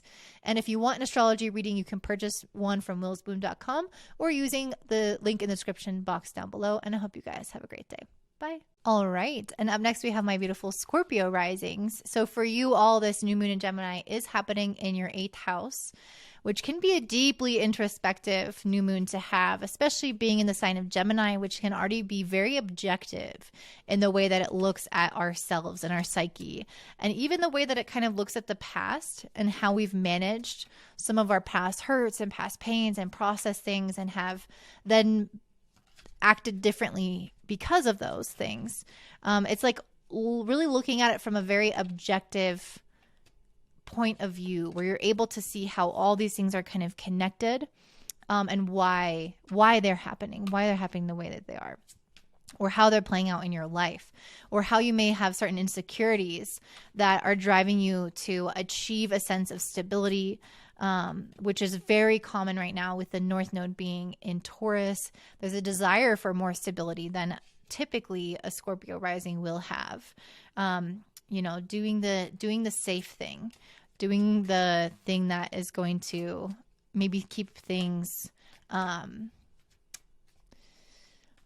progressing, but not necessarily like revolutionizing, which Scorpio likes to revolutionize from time to time. Okay, so anyway, so that's a potential for kind of the underlying feeling of this new moon. You guys are also experiencing Mercury, which is the ruler of this moon, in the 7th house, making a square to Saturn in the 4th. So this can definitely bring about some endings and changes in relationships, some realizations about your dynamic in partnerships. It can make you have maybe difficult conversations with loved ones or with family members.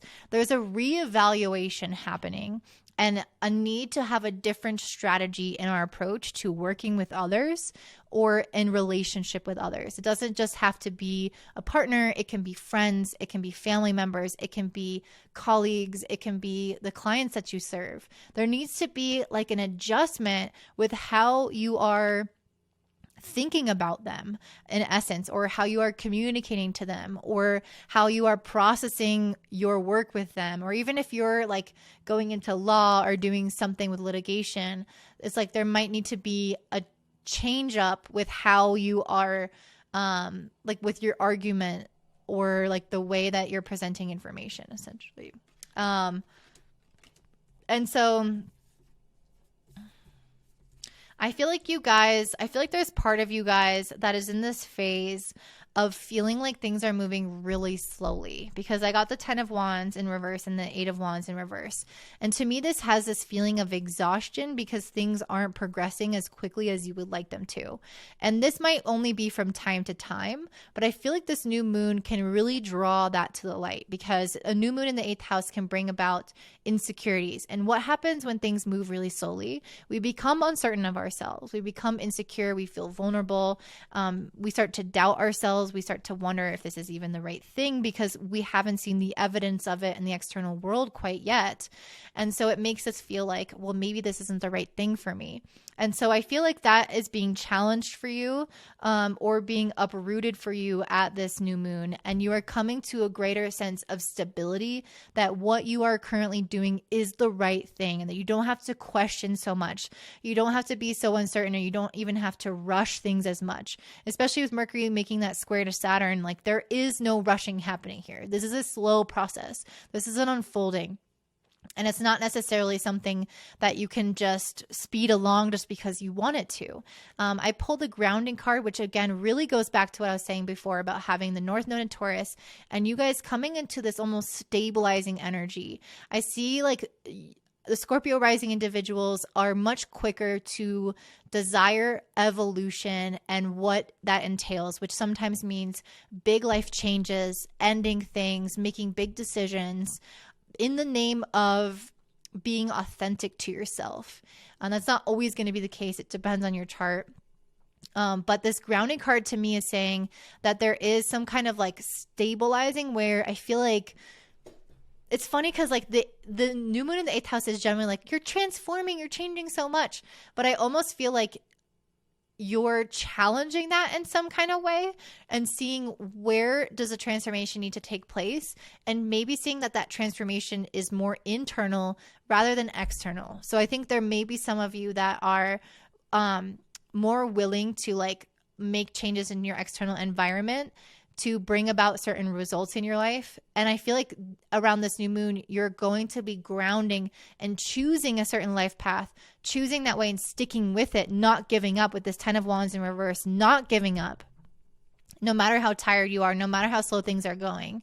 But in that process, it's like the change and the transformation that's happening is still going on. It's just not what you normally would do. It's in the internal. It's the way that you think about things, the way that you process things, the way that you like your perspective on it, the way that you talk about it. It's not changing the job. It's changing the way that you view the job. Does that make sense?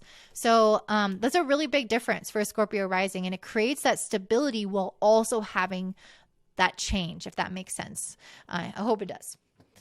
You guys also have Venus in your 7th house and Taurus making a square to Pluto in the 3rd house. So there can be some kind of intense conversations or weird things that come up in your relationship. But ultimately, I feel like it's going to help you uncover a lot about yourself in relationships.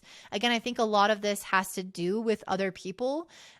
It could be any way of relating to someone that you're getting really clear on where you maybe have hidden shadows at play that are feeding into this, any kind of unhealthy or unequal dynamics in relationships. And so I think you're going to start to see those things very, very clearly, and you'll be able to work on them. You guys have some incredible cards. And ultimately, I think that's reflected in the inner work that you are doing during this new moon. You guys also have Mars conjunct Jupiter in the 6th house in Aries, which is an incredible thing for having initiative, the self-starter attitude within the workplace. So if you are working for someone, this is really good energy to kind of get things going, get them started on a good foot, be excited, feel like you have a lot of growth within that company.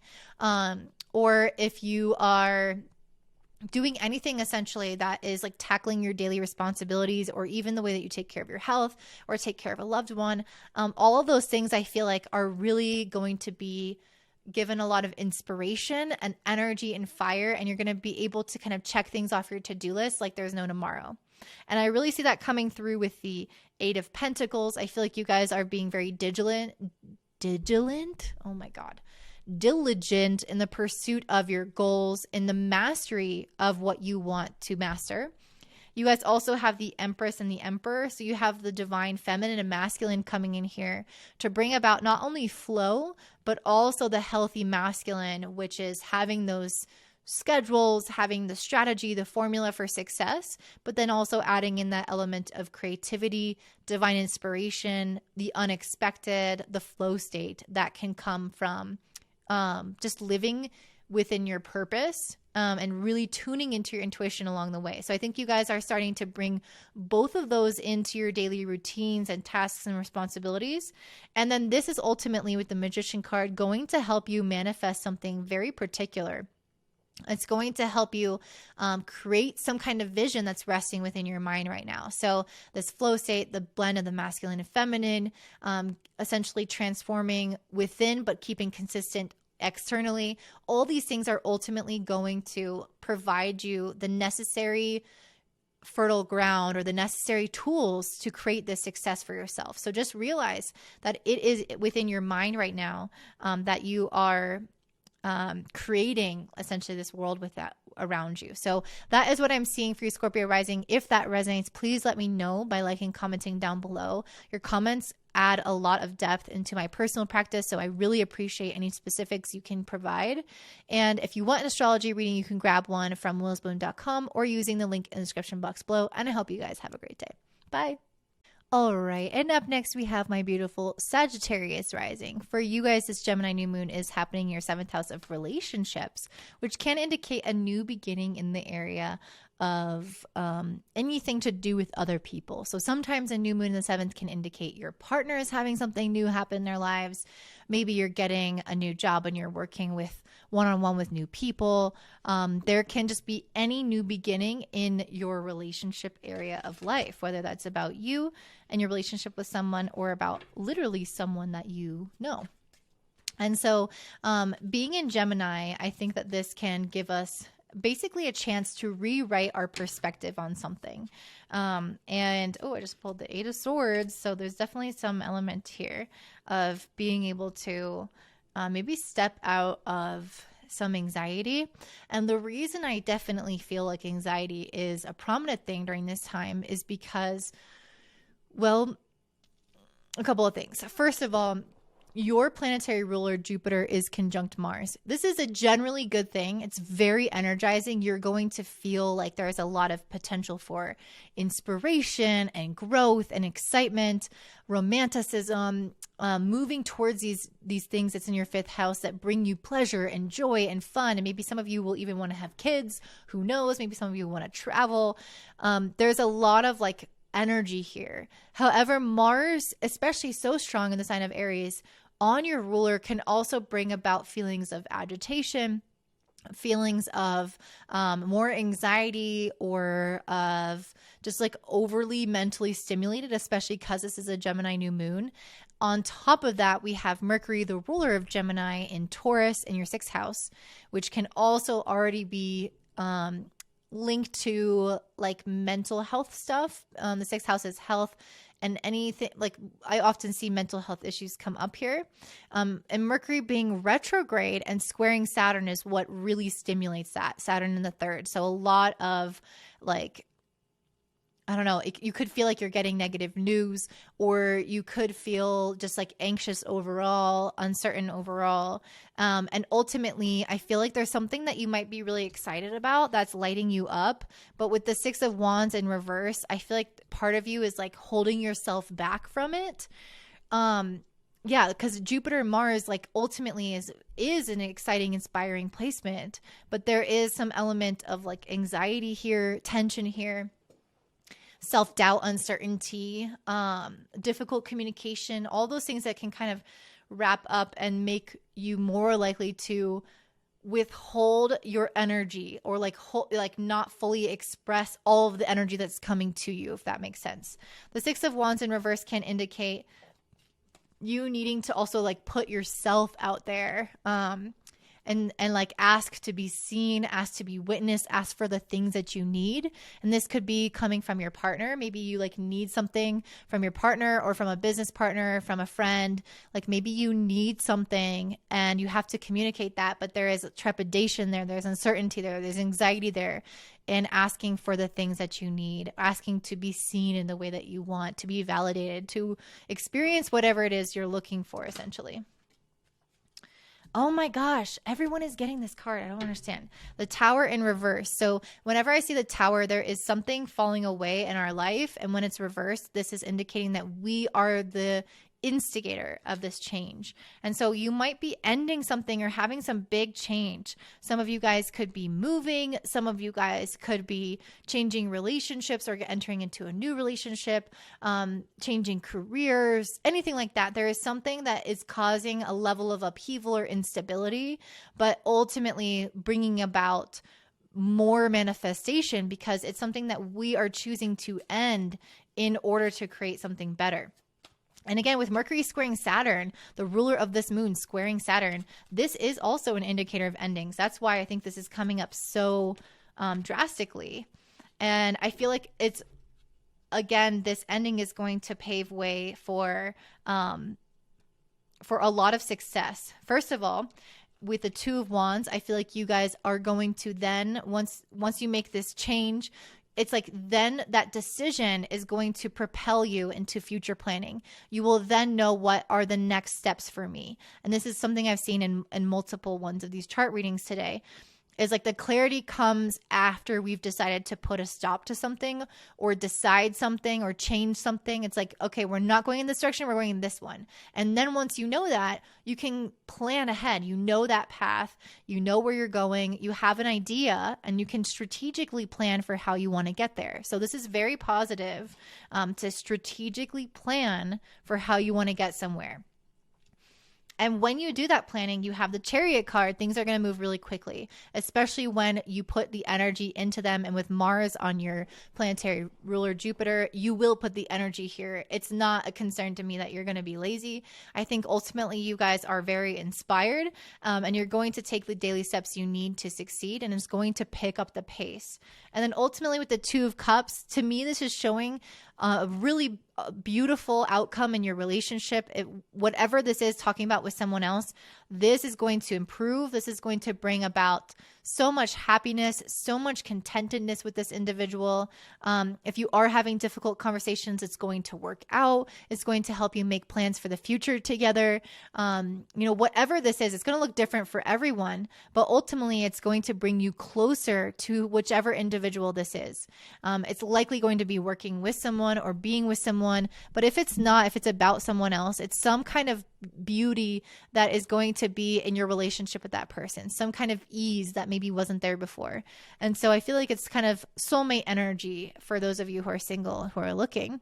This is definitely really good energy for you all.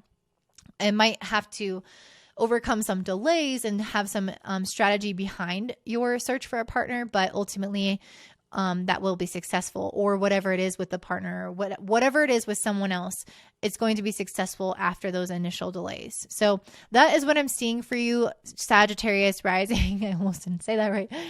If that resonates, I would love to hear about it in the comments down below. It adds a lot to my personal practice to hear what you guys have to say about what's going on in your life. So much value I get out of that. And then if you want a reading from me, you can always purchase one on willsbloom.com or using the link in the description box below. And I hope you guys have a good one. Bye. All right, my beautiful Capricorn Risings. This is your reading for the Gemini new moon happening in your 6th house on May 30th.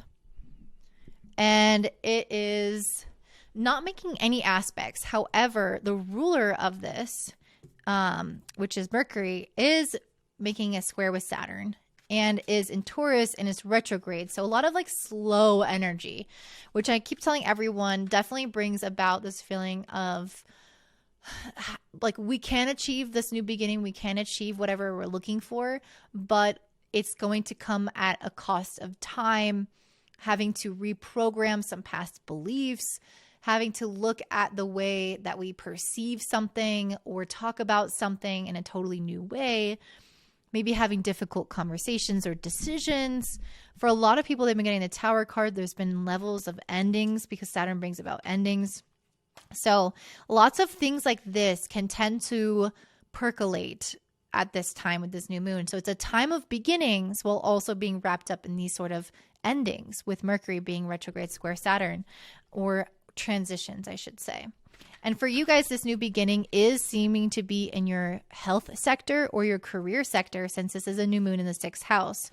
But with Mercury in the 5th squaring squaring Saturn in the 2nd, there may be some element here of having to have difficult conversations or realizations or different perspectives on a few different things. It could be around children. It could be around your dating life, like the people that you attract. With Saturn in the 2nd, I really sense like this lack mentality. And whenever I see Saturn in the 2nd, my fear there is not that someone can't achieve abundance and everything, but that there can be sometimes a fear of letting go of things, because holding onto them brings a sense of security when in reality that thing is holding us back. And so this could be a material possession like money or a person, anything that feels like it's like a comfort blanket, familiarity. And so with Saturn transiting the 2nd, this is being brought up and challenged by Mercury in the 5th, which desires to have expansion through exciting new things. It might not just be something new, but it's something that feels totally in alignment, something that feels like it's not just familiar, but is right. It's because there's a big difference between choosing someone or something that feels familiar and feels comfortable and easy versus something that feels comfortable and easy because it's so authentic and so genuine to you and who you are right now and your path and your growth and everything. And so I think that that can be challenged right now. Are you going to choose the comfort? Are you going to choose the familiar? Or are you going to choose that thing that lights you up? And this is something I've been seeing with Capricorn Risings off and on for a while now. And so I feel like you guys are really coming into this with this new moon in the 6th house. There is some emphasis here on responsibilities, like new responsibilities you're taking on in your life. And then it's going to hopefully help you reassess your values around what you've already committed to, what you keep in your life, and what doesn't need to be there. What is keeping you inside of your comfort zone? And I did pull the Emperor card. So you may be making some beautiful decisions from a place of power at this time. You may be stepping up in terms of certain responsibilities, as I mentioned, and becoming really disciplined in a lot of ways in which you may have lacked discipline before. And I think that square with Saturn II can actually help you become disciplined around, you know, what you need to honor, like the things that you need to keep up with or tend to or maintain, and becoming disciplined around those, and then letting things go that maybe are just, again, like excess, but they are familiar and they're holding you back. I also pulled the Two of Cups, which is soulmate energy. And I think for a lot of you guys, you can be assessing relationships because of the Venus being in the 5th house squaring Pluto in the 1st, and because Mercury is in the 5th squaring Saturn in the 2nd. But besides relationships, I do feel like a lot of this is like you finding the soulmate within yourself, and truly understanding yourself. I feel like that's a lot of what this is all about, especially because of that Venus squaring Pluto. It's like really knowing your values and understanding what you're looking for.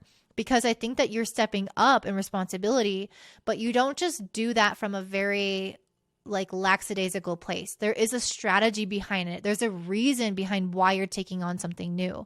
There's a reason behind behind like the way that you want to pursue this responsibility. You're not just going to like, you know, not have a schedule, and you don't know when you show up to work, and you don't know when you're gonna get things done. Like there is a method to the madness here. There is a discipline here.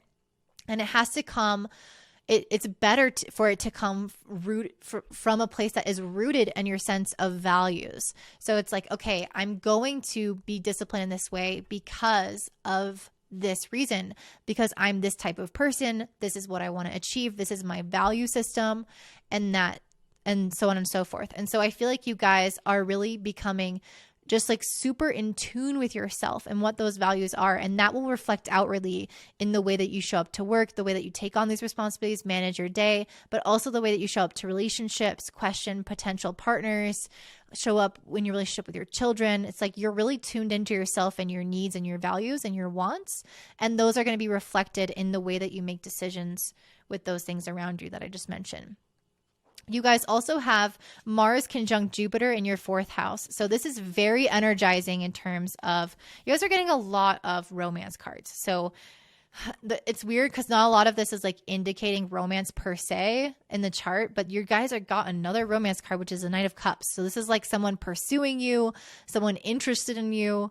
So maybe some of you guys will have that be a potential, like someone is on the horizon for you. I'm just going to say that. I don't know. We'll see with the cards later, but that's just coming out very strongly. The Knight of Cups, though, is also somebody who is really inspired by something and who can kind of get swept off their feet in a way. And so I just wanted to kind of illustrate that in terms of what's going on in your home sector with Jupiter conjunct Mars there.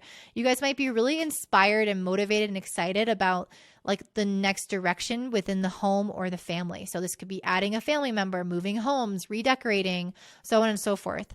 My only thing with this, and Mars conjunct Jupiter is really great for having courage, taking initiative, starting something new, putting ourselves out there in some kind of fashion.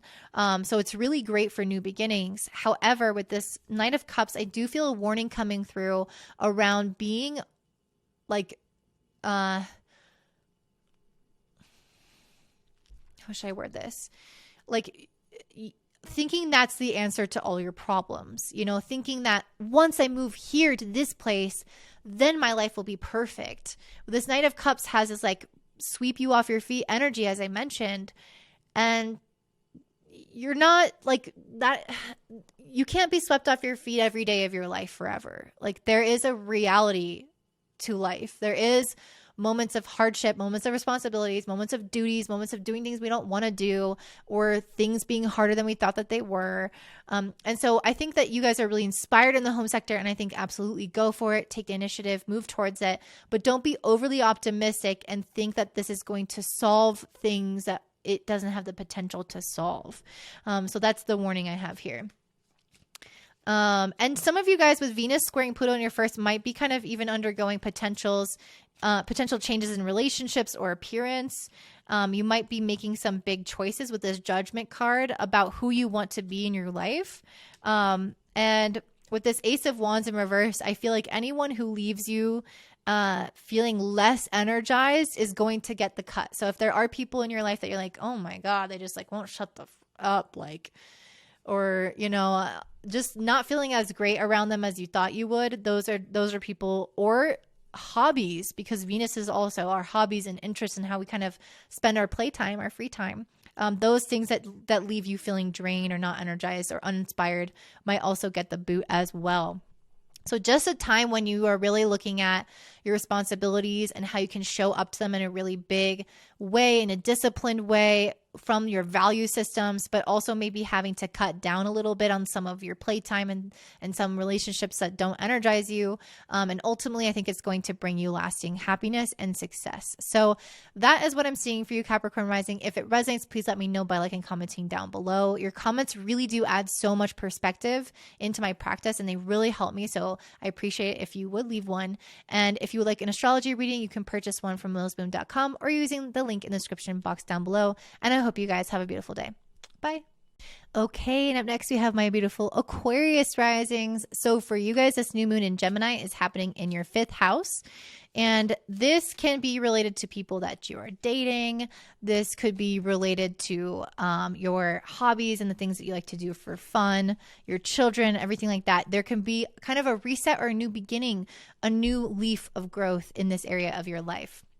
Lots of different potentials for that as well. So don't limit yourself with just what I said.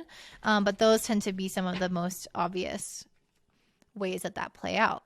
So this moon is not making any aspects. We just have the sun and the moon together. They are not aspecting any other planets. So we're first going to look at the ruler of Gemini then to understand more context about this moon. The ruler of Gemini is Mercury, which is retrograde in Taurus in your 4th house, making a square with Saturn in your 1st. This can definitely indicate some type of difficult conversations or limitations coming through the area of your your home life. And so you guys might find that there are certain things that you have to overcome in terms of blockages within the home or the family sector. This could be related to the past. This could be related to your living situation, a family member. It can be a lot of different things, but there might be some brewing tension that has to be resolved in this area of your life, or some level of responsibility or change and different strategy to how you approach this area. So for example, if you live with a bunch of roommates and you're having trouble with some of those roommates, taking a different stance in the way that you communicate about things, taking a different, having a different method of dealing with those people, creating success by changing your strategy or approach, which is all about what this new moon is about. And so I think that you guys, that's going to be a really big part of this, is creating a lasting foundation by re-examining your approach that isn't working. So there's something foundational in your life, very likely around your home and family, but it could be even your emotional foundation, like how you deal with your emotions, how you process and talk about them, and that type of nature. Or it could be that mixed in with the home area. So like how you deal with emotions within the home, how you talk to your family about it, how you deal with your roommates, or, so on and so forth. So there needs to be, again, some kind of reevaluation of it in order to, I feel like, get a lasting positive result. So I feel like there is okay, you guys got some big cards. Okay. I was going to say there's some level of exhaustion happening here with this 10 of Wands, and it's next to the 10 of Pentacles. So I feel like some of you guys may be pursuing some foundation or some stability in your life, whether this is career or something within the home, cultivating like a whole large family, money that can be passed down for generation to generation. There's some kind of pursuit for stability in your life that is also like a little bit exhausting. Like there's something about it that's draining your energy, or that has, like I was mentioning before, certain burdens kind of wrapped up within it that feels like a lot. It feels like like it never ends. You know what I mean? Like there's never a resolve to it. And so I think the message here is to absolutely re-strategize, like change your approach, change the way that you are doing things, the way that you are viewing things, the way that you're talking about things. And that is where you're going to get re-energized again, or where things will flow much more smoothly. Because it's almost like you are trying to walk uphill with a backpack on when you could walk downhill without a backpack. It's that level of creating unnecessary friction because of the approach that you're taking, or the viewpoint that you're taking, or the way that you're communicating is just hurting you in some way, or like rubbing up against this issue in an unnecessarily difficult way. So that's one thing I'm seeing here. You guys also have Venus making a square to Pluto. So Venus in your 4th squaring Pluto in your 12th. This could talk about some type of unresolved conflict in relationships, a lot hidden beneath the surface, a lot that you are feeling really deeply, and that may need to be addressed at some point. The square is an element of tension, which means that there's like this push and pull between, you know, it wanting to express itself versus wanting to stay hidden. But Venus being in the 4th and squaring Pluto in the 12th, it's both extremely hidden or subdued within the subconscious. And I think that's why I pulled the High Priestess. It's almost like we can intuitively access it, but and if we feel it emotionally, but we might not have the full perspective of what is going on within our subconscious. Like, what are we thinking without us knowing it, if that makes sense?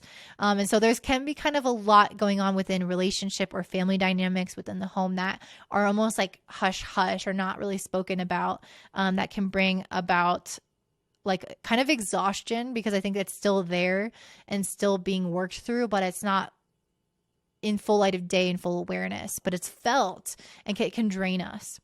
And with this World card next to it, I feel like there's some cycle that needs to come to completion here. The World card, I feel like, is asking all this stuff to come to the surface, to wrap up, to change the strategy with, to evolve from, to close a chapter and start a new chapter. And so I feel like there's a lot of depth to this situation, and it's not just what meets the eye. And a lot of this stuff might have to kind of be worked through. And hopefully with this World card, it's going to create that ultimate feeling of success and happiness, especially since we do end with the 10 of Pentacles. I am hoping that whatever completion is going to help you emerge into this foundation, this stability, and this happiness from that point of view. You guys also have Jupiter conjunct Mars and Aries in your 3rd house. A lot of mental stimulation, a lot of new ideas, conversations. This can be really inspiring. You might have a lot of activities to do, a lot of social events and things to attend, places to go, people to see, things to do. And I feel like that's what's represented with this Ace of Wands.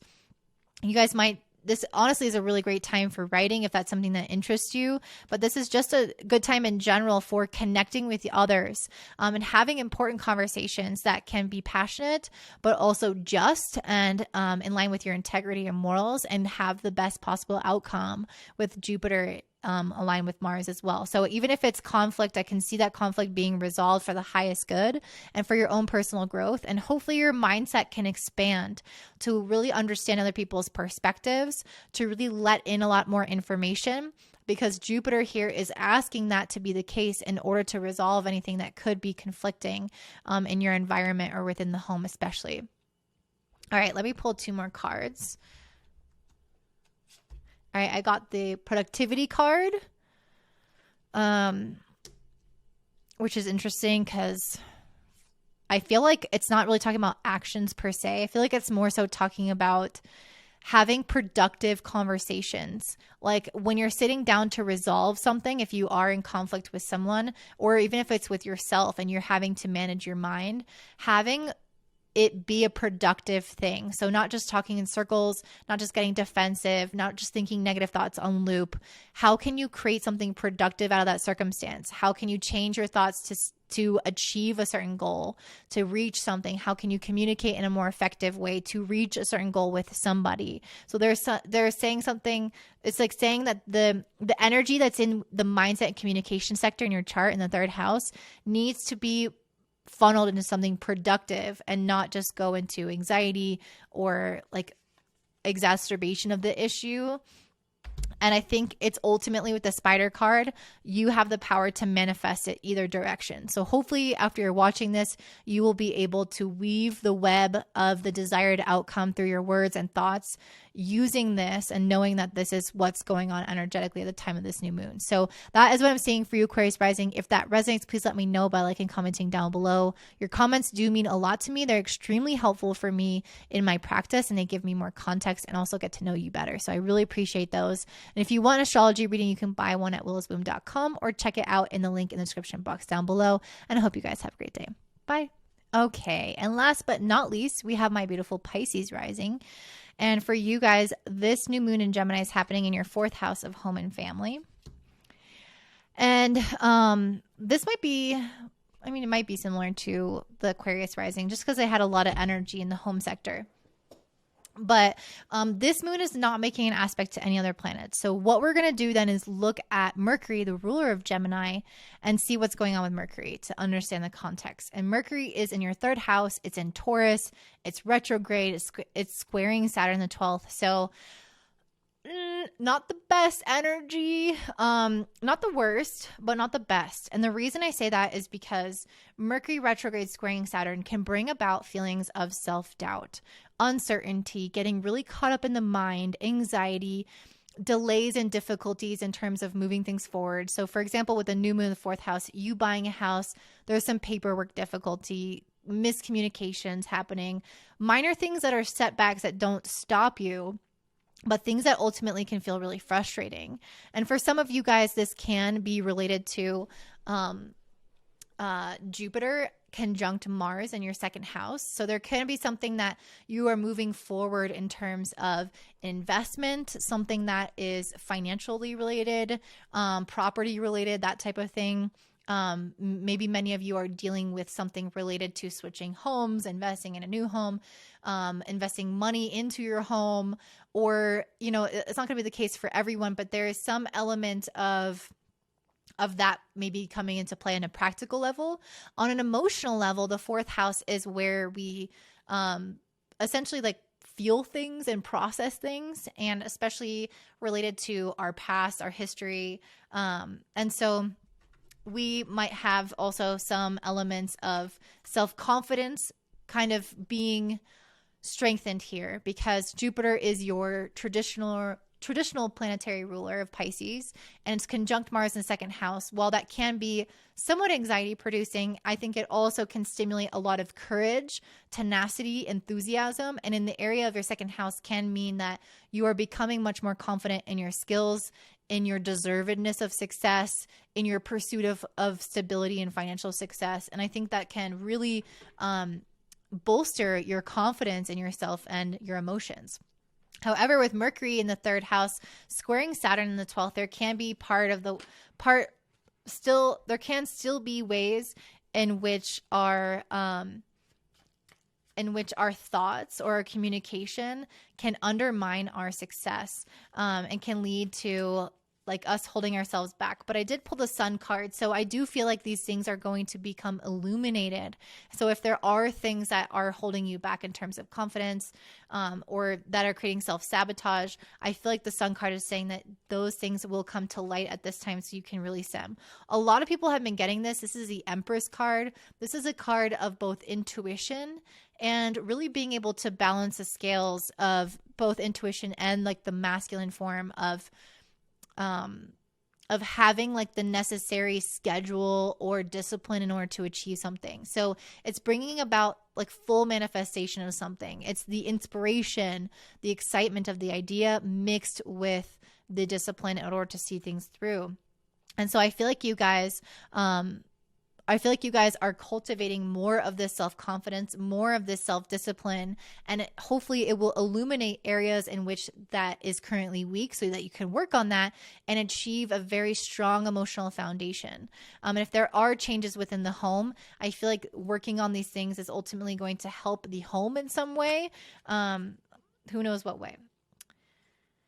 Okay. I also pulled...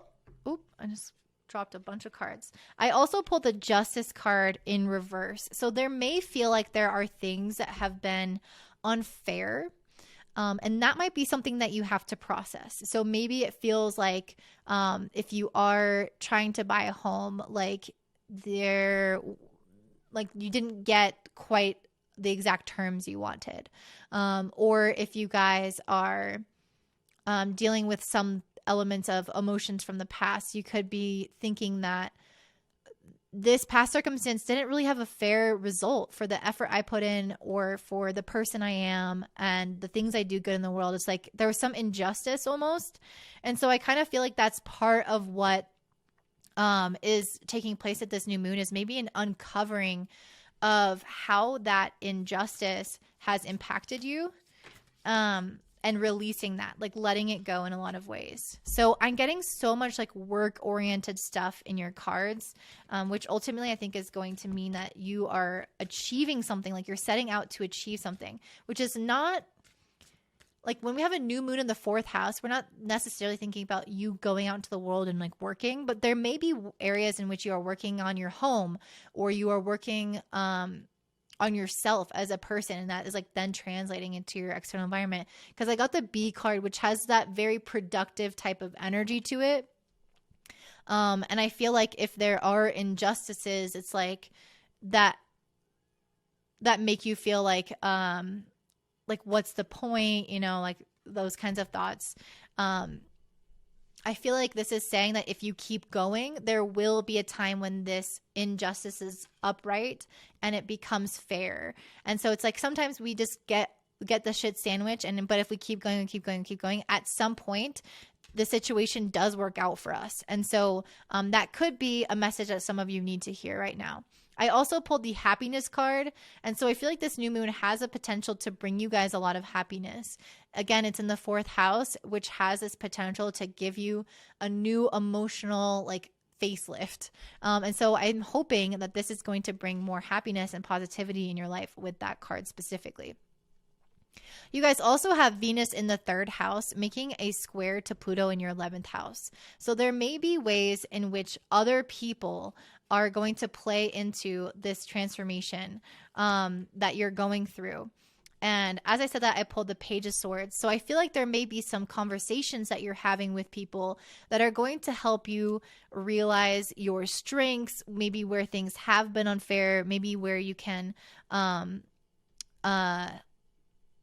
let me pull one more card because I just lost my train of thought. But I feel like it's through your connections that you're going to maybe just help you overcome the sense of exhaustion of pursuing something and feeling like you keep getting the short end of the stick. With this 10 of Wands coming out, I feel like even if that's not the case, even if you feel like things have been like progressing, I feel like it might just feel burdensome. It might just feel like a lot, like you've been doing a lot, you've been taking on a lot. And with Venus making a square with Pluto in the 11th, I feel like it's through conversations with others, through your relationships, that you're going to start to see where other people can support you or where you're doing things really great. It's like they're going to help transform you or re-energize you so that you don't just like throw up your hands and feel like you're done. I feel like the relationships are going to be this support system. But you could also, with that square with Pluto, realize where relationships are draining you, because there might be some that really uplift you and help you see yourself clearly. But there might be others that you realize, oh, actually this relationship dynamic is like not supporting me and has X, Y, and Z flaws. And so that might become something that you can excavate and like see with an X-ray or see very clearly to the bottom or the core of the issues, which is what Pluto does, is it digs quite deep.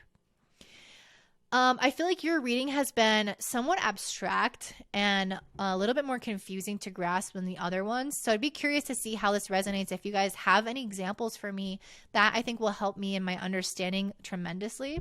Let me pull one more card.